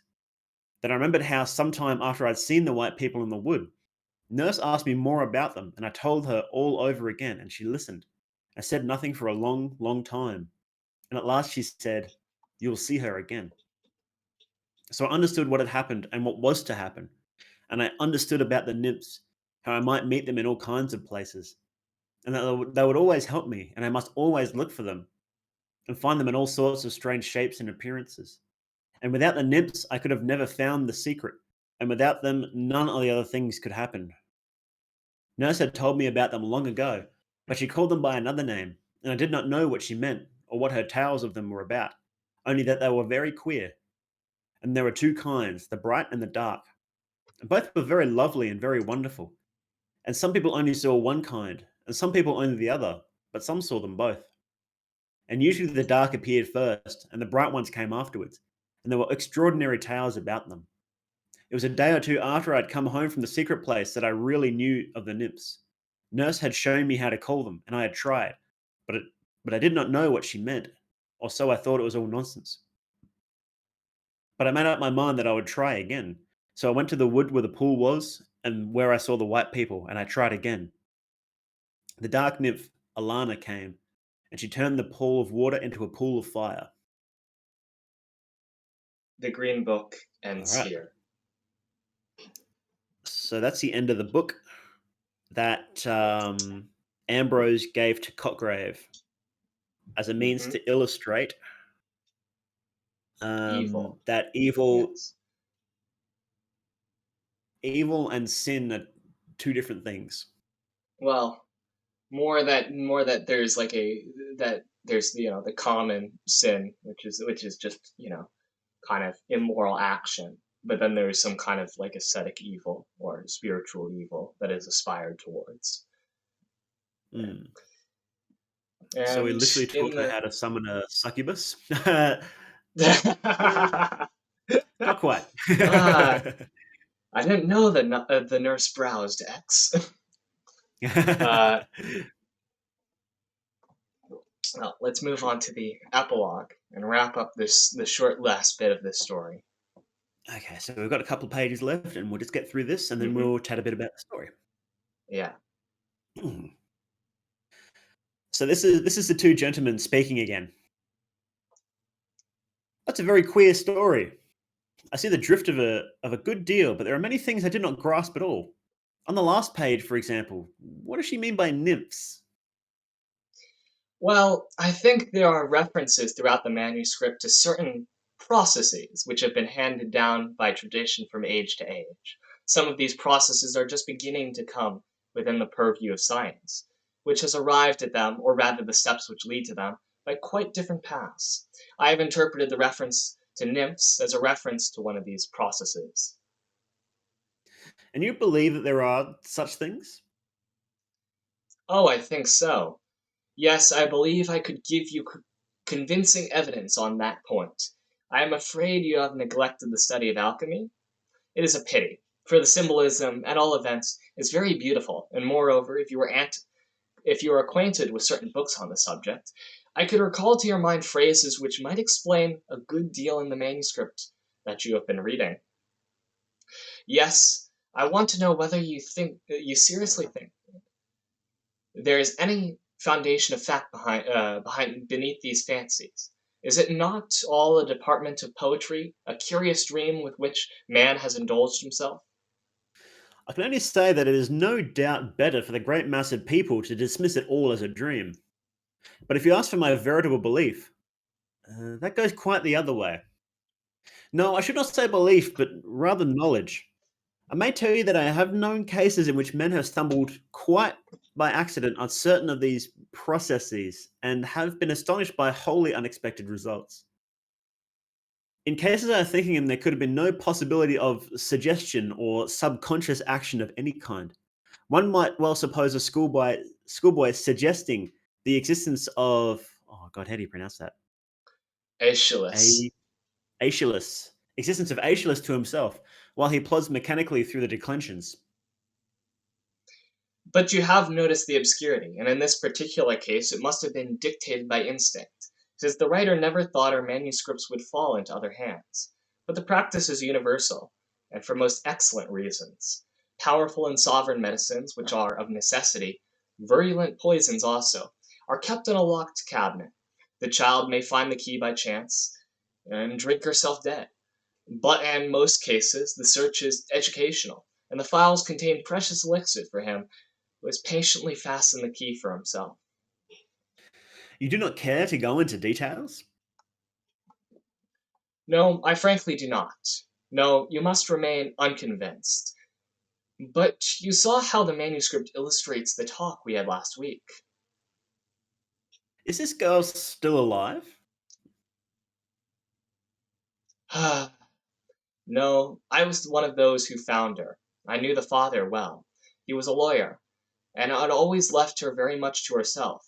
He thought nothing but deeds and leases, and the news came to him as an awful surprise. She was missing one morning, and I suppose it was about a year after which she had written what you have read. The servants were called, and they told things, and put the only natural interpretation on them, a perfectly erroneous one. They discovered that green book somewhere in her room, and I found her in the place that she described with so much dread, lying on the ground before the image. It was an image? Yes, it was hidden by thorns and the thick undergrowth that had surrounded it.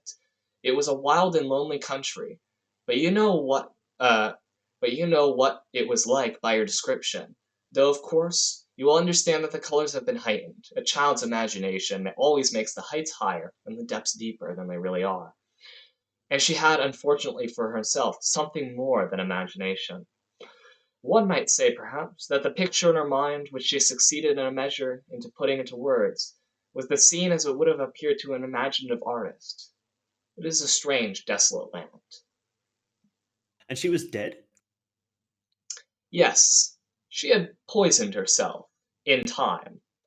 No, there was not a word to be said against her in the ordinary sense. You may recollect the story I told you the other night, about a lady who saw her child's fingers crushed by the window. And what was this statue? Well, it was of Roman workmanship, of a stone that the centuries had not blackened, but had become white and luminous. The thicket had grown up about it and concealed it. In the Middle Ages, the followers of a very old tradition had been known to use it for their own purposes. In fact, it had been incorporated into the monstrous mythology of the Sabbath. You'll have noticed that those to whom a sight of that shining whiteness had been vouchsafed by chance, or perhaps rather by apparent chance, were required to blindfold themselves on their second approach. That is very significant. And is it there still? I sent for tools, and we hammered it into dust and fragments. The persistence of tradition never surprises me. I could name as many in English Paris where such traditions as that girl had listened to in her childhood are still are still existent in occult but unabated vigor. No, for me, it is the story, not the sequel, which is the strange and awful. For I have always believed that wonder is of the soul. Fiend. All right. Oh, well, that was quite a long tale. We finished though Yeah. on time. Ah, Nice. All right. So first question this is. would be a good time to drown Machen'S. Yeah. Thanks for sticking around with us, guys. So the first question is, what the fuck was going on? What like they talk about what was this image, what was this statue, what are they talking about? Oh yeah, the epilogue is structured in this very odd way, where Ambrose is just talking on, and he makes reference to something, and Cotgrave is just like, "Alrighty, dude. Okay, let's move on to the next thing." So there's a Yeah, lot of unended thoughts there. it feels like they expected you to have read the sequel to the Green Book without actually putting the sequel of the Green Book in. Oh, of course, Ambrose has taken it for himself, and that again, uh, as Ambrose describes what the sinner is, you can from if you were to view Ambrose completely on his actions, he seems to be a friend to good rational material society. He knew this lawyer well, whatever. He hammers this statue in the dust, but he takes the books for himself. And listening to his depiction of evil, of trying to plunder heaven and do unnatural things, it seems that he is quite selfish and wanting to claim that for himself, even if that means going against quote unquote evil in society. Mm. So was he saying that the girl and the nurse were that kind of ascetic evil? I I believe so. With the nurse particular, there's a lot of references to her great grandmother, and he says like, "Oh, these are traditions passed down." So Mm. he does view this as a spiritual tradition of evil, uh, and in a way well, I'd actually like to hear your opinions on what's going on, as the one more familiar with magic. I know you said you weren't familiar with this in particular, but the more general sense of it. Well, yeah, it seems like it doesn't sound like a particular tradition I'm familiar with, so I'm suspecting that he just found some interesting descriptions of other magic spells and just sort of cobbled it together into a vague system. Um, but in general, magic, Western magic in particular, is usually viewed as just an alternate path to the same truth that Christianity is grasping towards. Um, Yeah, and that would explain and a that's bit sort in of Ambrose's theological discussion, even if he is quite off. He has some Anglican thinking, which is quite far from the truth, but we'll get into that. because he seems to think like it seems to be a way to understand the world and take power over the world, which um, Ambrose says is you know um, the path from God and the angels to humanity is the only path we're allowed to follow. Like that, we have a set ordained path. Basically, how we can gain more power is kind of what he's saying, and these people are taking a different path to get whatever power they like. Um, Yeah, and he that there's views the that that there's the as evil. natural way, and then there's the unnatural way. Yeah, yeah. Despite these people being more being more druidic than say Christians would be. Yeah, Um, on his theology, one of the things that stood out to me on a read was, in particular, it's funny because it's a argument against works based good, works based salvation through works based evil, saying that mm, there's no that an evil work does not necessarily make an evil person. So an evil exactly. person could be like the monk, but I think that discounts that he's taking a very physical view on what a work is, in the same way that even though whatever was happening in the Green Book eventually led to the death of this girl, whether that's left as some kind of salvation or not is unclear. Mm. That is most certainly, if it is negative, that is most certainly an evil work. It's just that this is, I guess, maybe is characterized by the fact that he also seems to view like the spiritual and material very differently. But he takes that as Y- like not a work, and then he takes like, okay, murder is a work, but like you could be plundering, the dark secrets of the universe and casting spells, and that wouldn't be a work. Mm. And the girl described in the story seems to be good. Like she doesn't want to hurt the nurse. She doesn't want to hurt her servants. Um, we don't really see many moral Yeah, choices that she makes, but the ones that she does make seems to suggest that she's not a bad person. But and that might be she's what's going on with Ambrose's line. Oh, she poisoned herself in time. That maybe something mm, that she realized something was wrong and took herself out of it. But because the Green Book, ends as like there's sequels to the Green Book that we don't know about. mm, But it ends with like this open-ended revelation about uncovering darkness.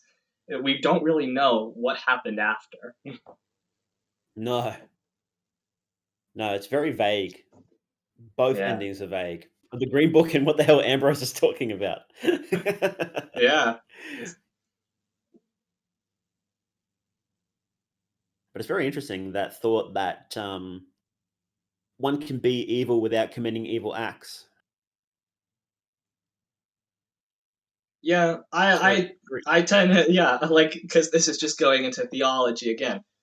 I do think good works are important, and but I think that whenever we come to arguments about good or evil works, it kind of discounts that like the good work can be something, very very small, but if you are generally a good person, you'll create a better world just by living, even if you're on an island all to yourself or something like that. That's kind of my view. That's where, good works and such come in. But like the idea that you can be good or evil and this has no effect on the world, that strikes me as a bit wrong. Like mm, Ambrose is eventually going to cause horrible things for someone else if he continues on his like path of aesthetic evil. He already kind of mm, has that little devilish streak to him. So he can't even take his own advice in that regards. mm. My chat asks, is this like doing things for the sake of favor? Is a rational person evil for doing this? Doing things for the sake of favor. Favor from whom? I think they talk a bit about that in the prologue, where Ambrose mentions there's a difference between charitable work and doing it to Oh feel yeah, good. yeah, charitable acts and charity. Yeah. Well, I mean, in that regard, kind of what I'd go to is like like the is what is it? The is like I believe it was a Hindu who told me this one, but it's like, say there's a very evil person who's very greedy, lustful, envious. They have all their sins and that stuff, but they still go out and determine to do acts for good, not for their own selfish reasons.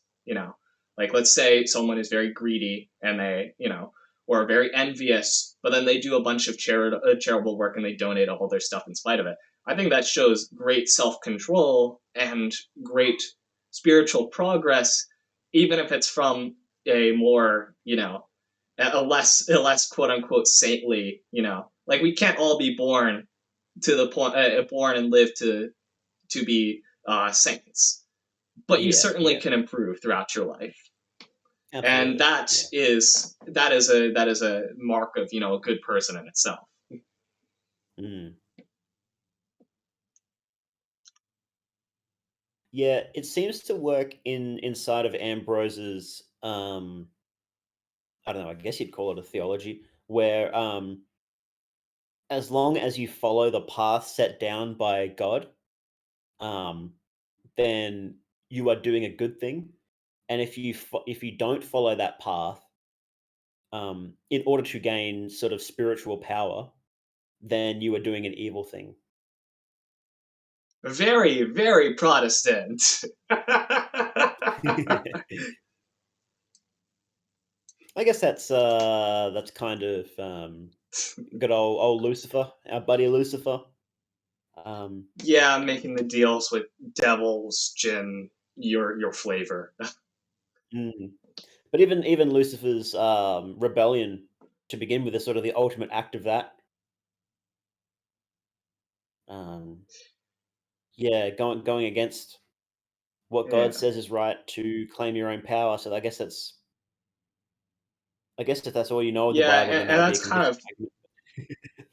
that's kind of how it's treated in like all Abrahamic religions. Judaism to Islam, it goes against, in all cases, magic is something. Well, magic, by the definitions they had at least, is something to be avoided because God says no, you shouldn't be dealing with that stuff. It's beyond you. So if you deal with that, that's an act of hubris, and marks bad on you. You think better than God, essentially. Uh, Mm, like that's their rationale with summoning jinn. Yes, there are good jinn and evil jinn, but if you are going to be summoning jinn, which are the jinn that are going to disobey God and come and do stuff for you? Probably the evil ones. mm. Yeah. So Yeah, but the stereotype of the great sort of, I guess, the desert father, the sort of ascetic saint, would you say that they still have positive impacts that flow out from their work? Or even I if their think of work is them course, trying to hide in the desert? of course, I'd say like you. Well, first, I think one of the things that's put out about good acts is, you know, when there's discussion of good acts and that stuff is like, how could you do good acts alone? But of course, you can do good acts on yourself. And it's like if you meet a person in the future, that's going to be and you're a better person because of the work you put into yourself. That's a good thing. You're going to be a better person to them. Uh, Mm, so other people is not required for good acts, but also there's the distinction of like stuff that is putting out good in the world, like doing generous stuff, being charitable, uh, trying to be a good friend of people. These are stuff that also is good for you. So I think with good acts too, there's the implication that you can be that though, because you can't always be perfect with yourself. It's really hard to work on yourself in isolation. I think only a mm, few people have the caliber to do that. Most people are just improved through help from other people in social settings, and that's really important when you have people to catch you on things that you cannot catch yourself on. And then of course there's the people that can do the can live like an incredibly ascetic life, turn inward, come back with revelations and speak it to everybody. But that's mm. kind of their good work. Like they put in that effort down that really hard path, and they should be commended for that.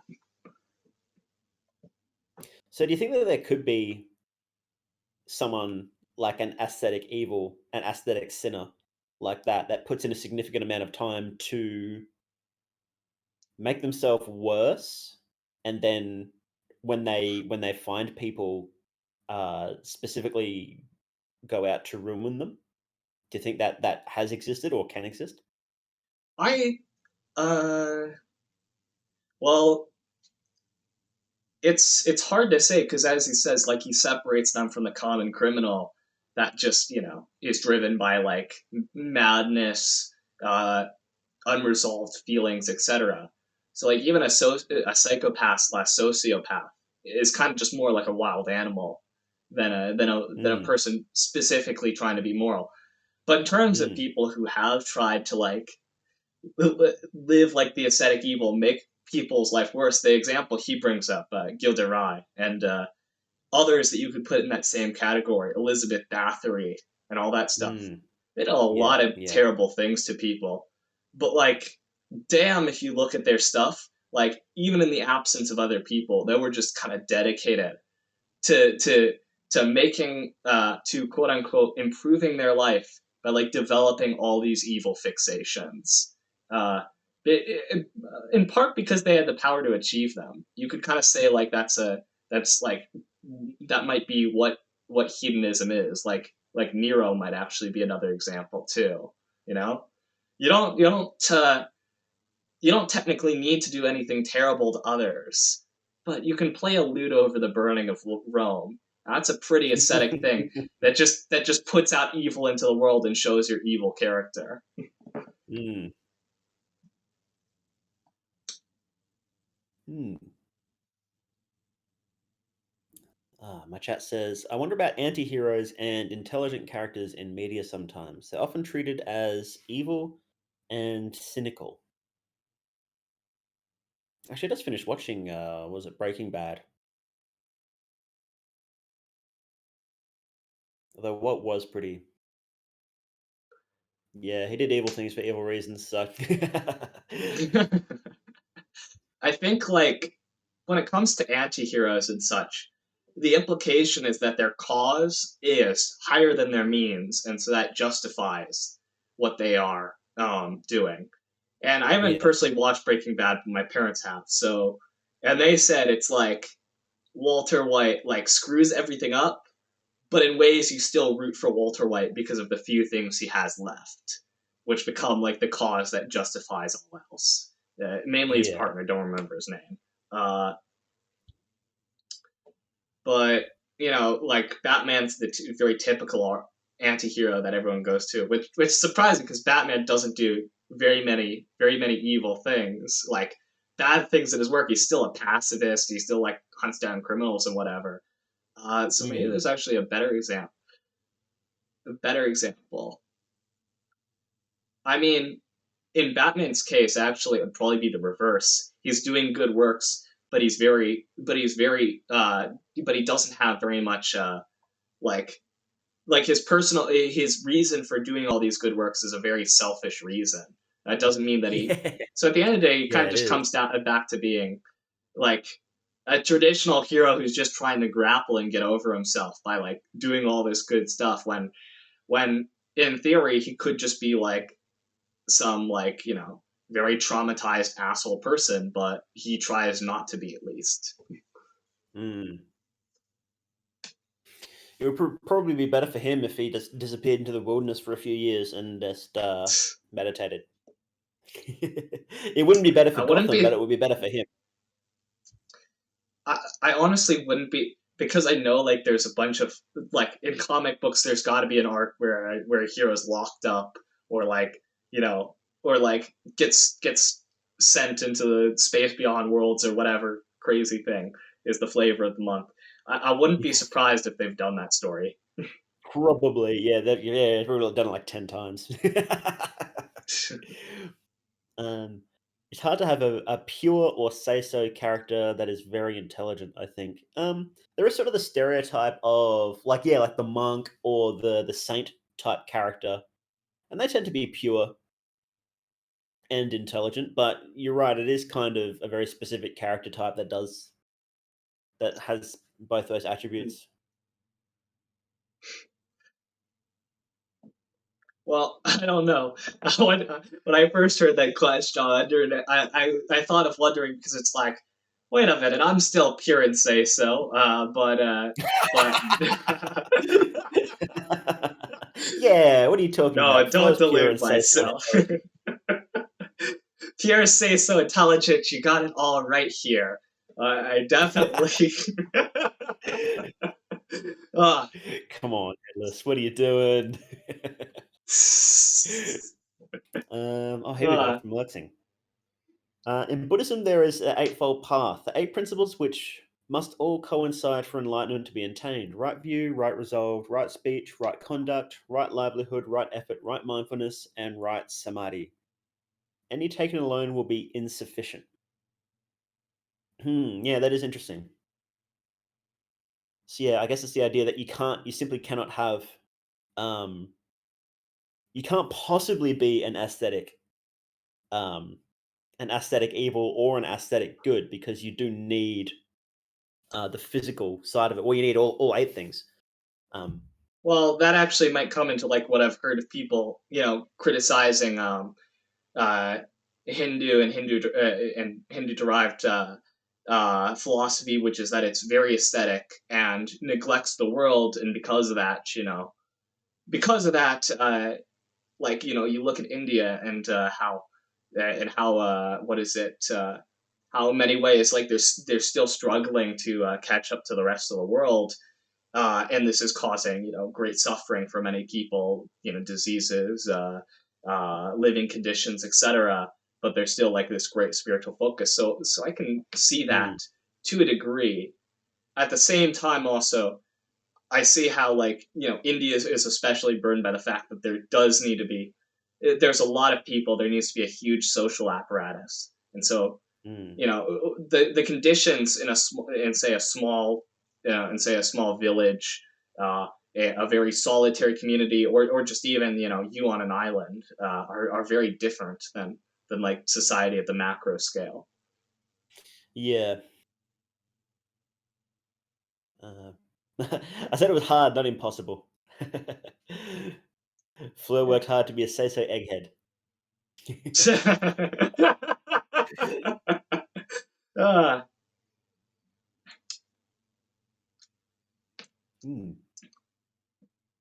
There's a very interesting story.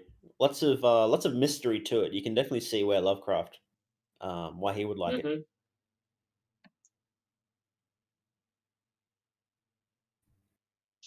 Yeah, Lovecraft. I actually read Lovecraft's interpretation on it, Oh, that would be which interesting. is Can you tell me oh yeah. about that, please?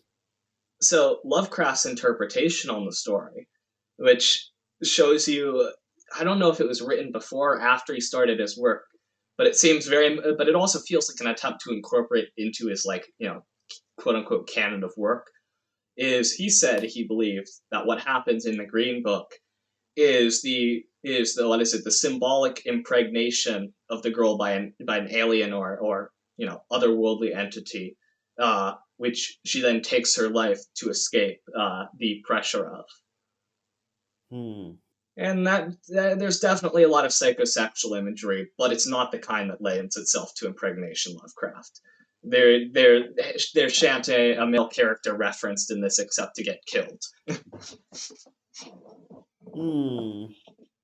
I guess there is the idea of her entering the pit, um, Yeah, where the black there's the man. story Yeah, about the nurse. Yeah, yeah, with the black husband, the black man who claims her as a husband. Um, yeah, and I then definitely think that might be one of the things. Is like she kills herself to not be married or taken away, especially because she said at the yeah. end, no, Alana, the nymph she talks about at the end, is the one that the dark nymph is the one that she says is currently guiding her at the start of the story, which implies that she is in like contact with something a lot what is it, deep. Well, that's actually unclear itself because I make a reference to like the dark nymphs being bad, but that's not what we're told. And it says that a lot of No. people come to the dark nymphs before the bright nymphs. So Mm, that even, yeah, that's one of the things. A lot of this story is muddy, and one of the favorite techniques of this girl is to write two opposing things in the same sentence, separated in separate clauses. Like I felt so hot I was burning, and I felt so cold I was freezing, uh, mm. which it's probably some reference to alchemy, to like and just the general idea in like alchemy of like impossible contradictory things coming together to make something that is spiritually powerful rather than material powerful. Mm. Like the constant references, like that's what the Philosopher's Stone is, and also God and etc. in alchemy. So that might be what Ambrose is referencing at the end when he talks about references to alchemy. But again, I need to study more alchemy. So Yeah. Is that where Lovecraft got the idea of Nyarlathotep? Nyarlathotep. Nyarlathotep from? Nyarlathotep. Nyarlathotep. Do you know Fleur? I'm not sure. Nyarla. Hmm.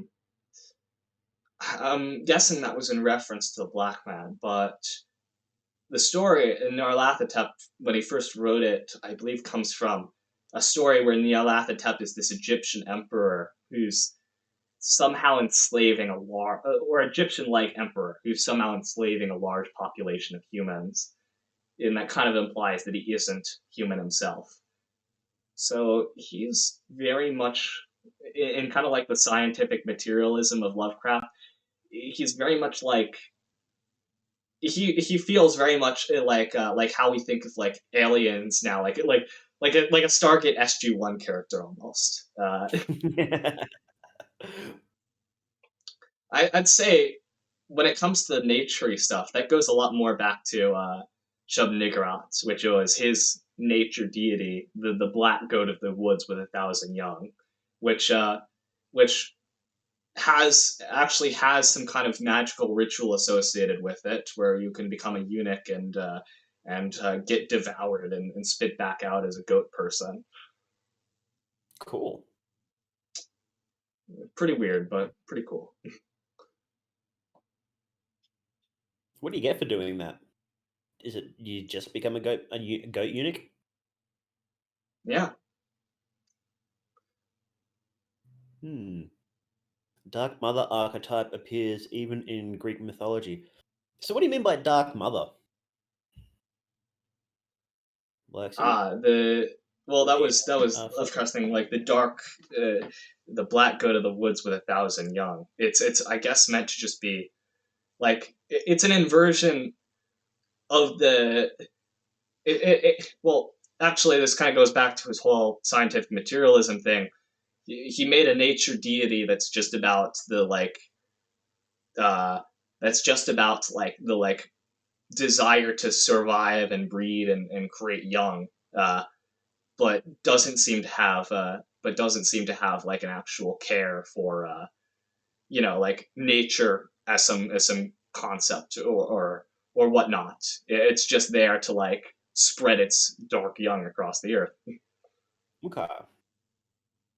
In ancient Greek mythology, Earth was the mother of all monsters. Ah, yeah, yeah, yeah. So it actually goes back to well, yeah, monsters being like an extension of like the horrors of nature, but so it actually fits. Hmm. So Shum Niggurath actually isn't too far off from like a traditional pantheon god. No.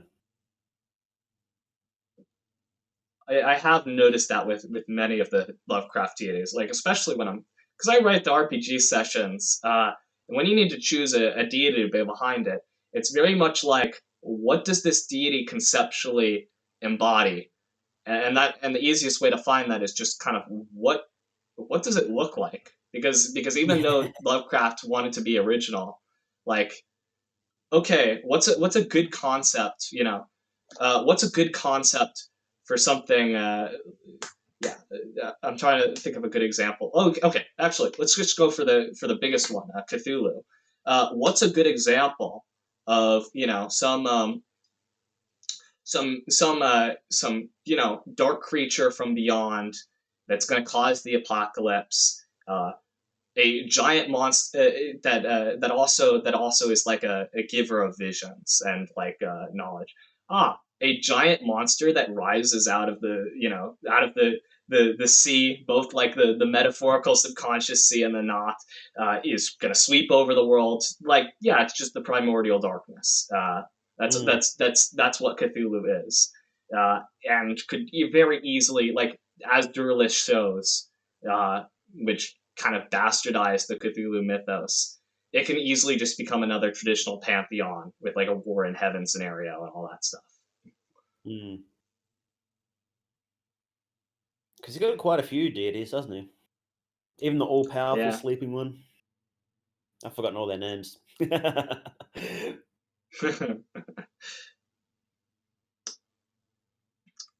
Hmm. Well, this might be a good place to wrap up, unless you've got anything else you'd like to mention about the story or about Arthur Machen.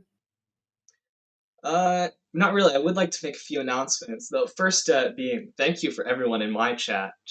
They've just been talking to each other about the games they're playing while they're listening to this. That makes me that warms my heart a lot. I'm glad it's been a good narration. Something you can game to. And the Yeah. other thing, actually, I kind of want to, because I have people here. I wanted to do a little announcement of what my plan is for next for like the next month. So first thing, in my screen you can see there's this little the Salon de la Bonsoir. Yeah, I'd like to do more kind of academic content, bring people on like this, where we might read a book, talk about a philosopher, etc., etc. So I'm glad that this has been like a good test run for that. The other thing is my plan for the month of June coming up. Little a little dedication of myself to one game that I'll call June Bloomer. I'd like to play over the 30 days as much Doom 2 as possible, because damn if that game like didn't dominate a good number of years of my life, and I want to revisit it. So yeah, 30 Days of Agony with Frodo. If you're interested in that, tune into my channel. I have an unsettling Stottle syndrome for architecture. Great fixation on it. So if you just want to hear me talk increasingly at length about unnatural brutalist vistas like are in that very surreal early 3D engine, just tune in to me and we'll have a grand old time. So those are mine. Would you like to make any announcements, Mal? Got anything planning in the works? Not really. Just over the next couple of weeks, just keep an eye out for. I do have a collab with Congo coming up. So keep an eye out for that. Tomorrow Ah, I yes, am. he announced it with the Song of Three Men on his stream. So I assume it's something with the beach, and I hope you have a good what do they call that underwear? I'm not sure. Underwear, Uh, the pudgy smugglers. like the Japanese, like the very tight Japanese underwear. I don't know what it's called. Oh no. Oh yeah, what are they called? I've forgotten. Congo will have enough for I all don't of us. know. Yeah. Yeah, yeah. um, Let's and see the dog six pack you've been working on for all this time. yeah. And tomorrow I will be doing the second talk from John Michael Greer's A Magical Education. And that will be about magical ecology. And that will go for about an hour and a half, like this one did. All right, So that's very nice. yeah, I look do forward to that. plan to tune into that. Uh, hate to be the one, but how many until you get to the Victorian sex magic? I may be a maybe That's what everybody wants. I'm Um, actually an immature high schooler, so I can jest about these things. so magical ecology is 2. Then there's secret history of neo-paganism is 3, and then Victorian sex magic is 4. Yeah, I knew it was So like one of the early chapters of the book. yeah, not next week, but the week after. So I might actually bump that to the end to keep people watching. Ah, I should not have spoken. Everyone keeps asking about it. Victorian sex magic? That sounds awesome. Well, because you want it, I'll have to draw it out. So sorry, guys. Ah, Oh, hydration. Thank you very much. I'm thirsty. Ah. But yeah, that was supposed to be about the same time that this was, but I might have to change the time. So just keep an eye on my my Twitter for that, if you could please, guys. And I'll just post Fleur's Twitter here. So go follow Yeah. Fleur, and Post my Twitch if you channel too, because yeah, I'd rather people go to my Twitch than my Twitter. and yeah, go follow Fleur on Twitter as well. And if somehow you still aren't following me, go check me out too. Yeah, I'll post you Um, in my chat as well. Thank you very much. Twitch.tv/ actually, just Twitch is like that. There we go. I set up a shout out command after all this time. Cool. Oh, you're in talk shows, and there's a talk shows and podcast category. I wasn't just I chatting. think yes, there.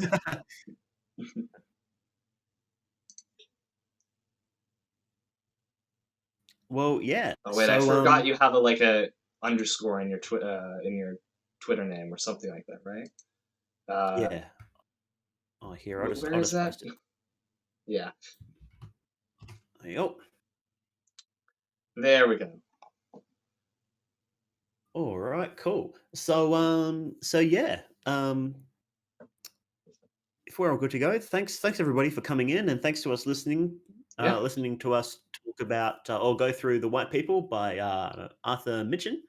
And I hope you enjoyed it. I hope you it was a little bit thought provoking for you. yeah. Follow the Christian way and don't summon succubus off X. That's the moral of the story.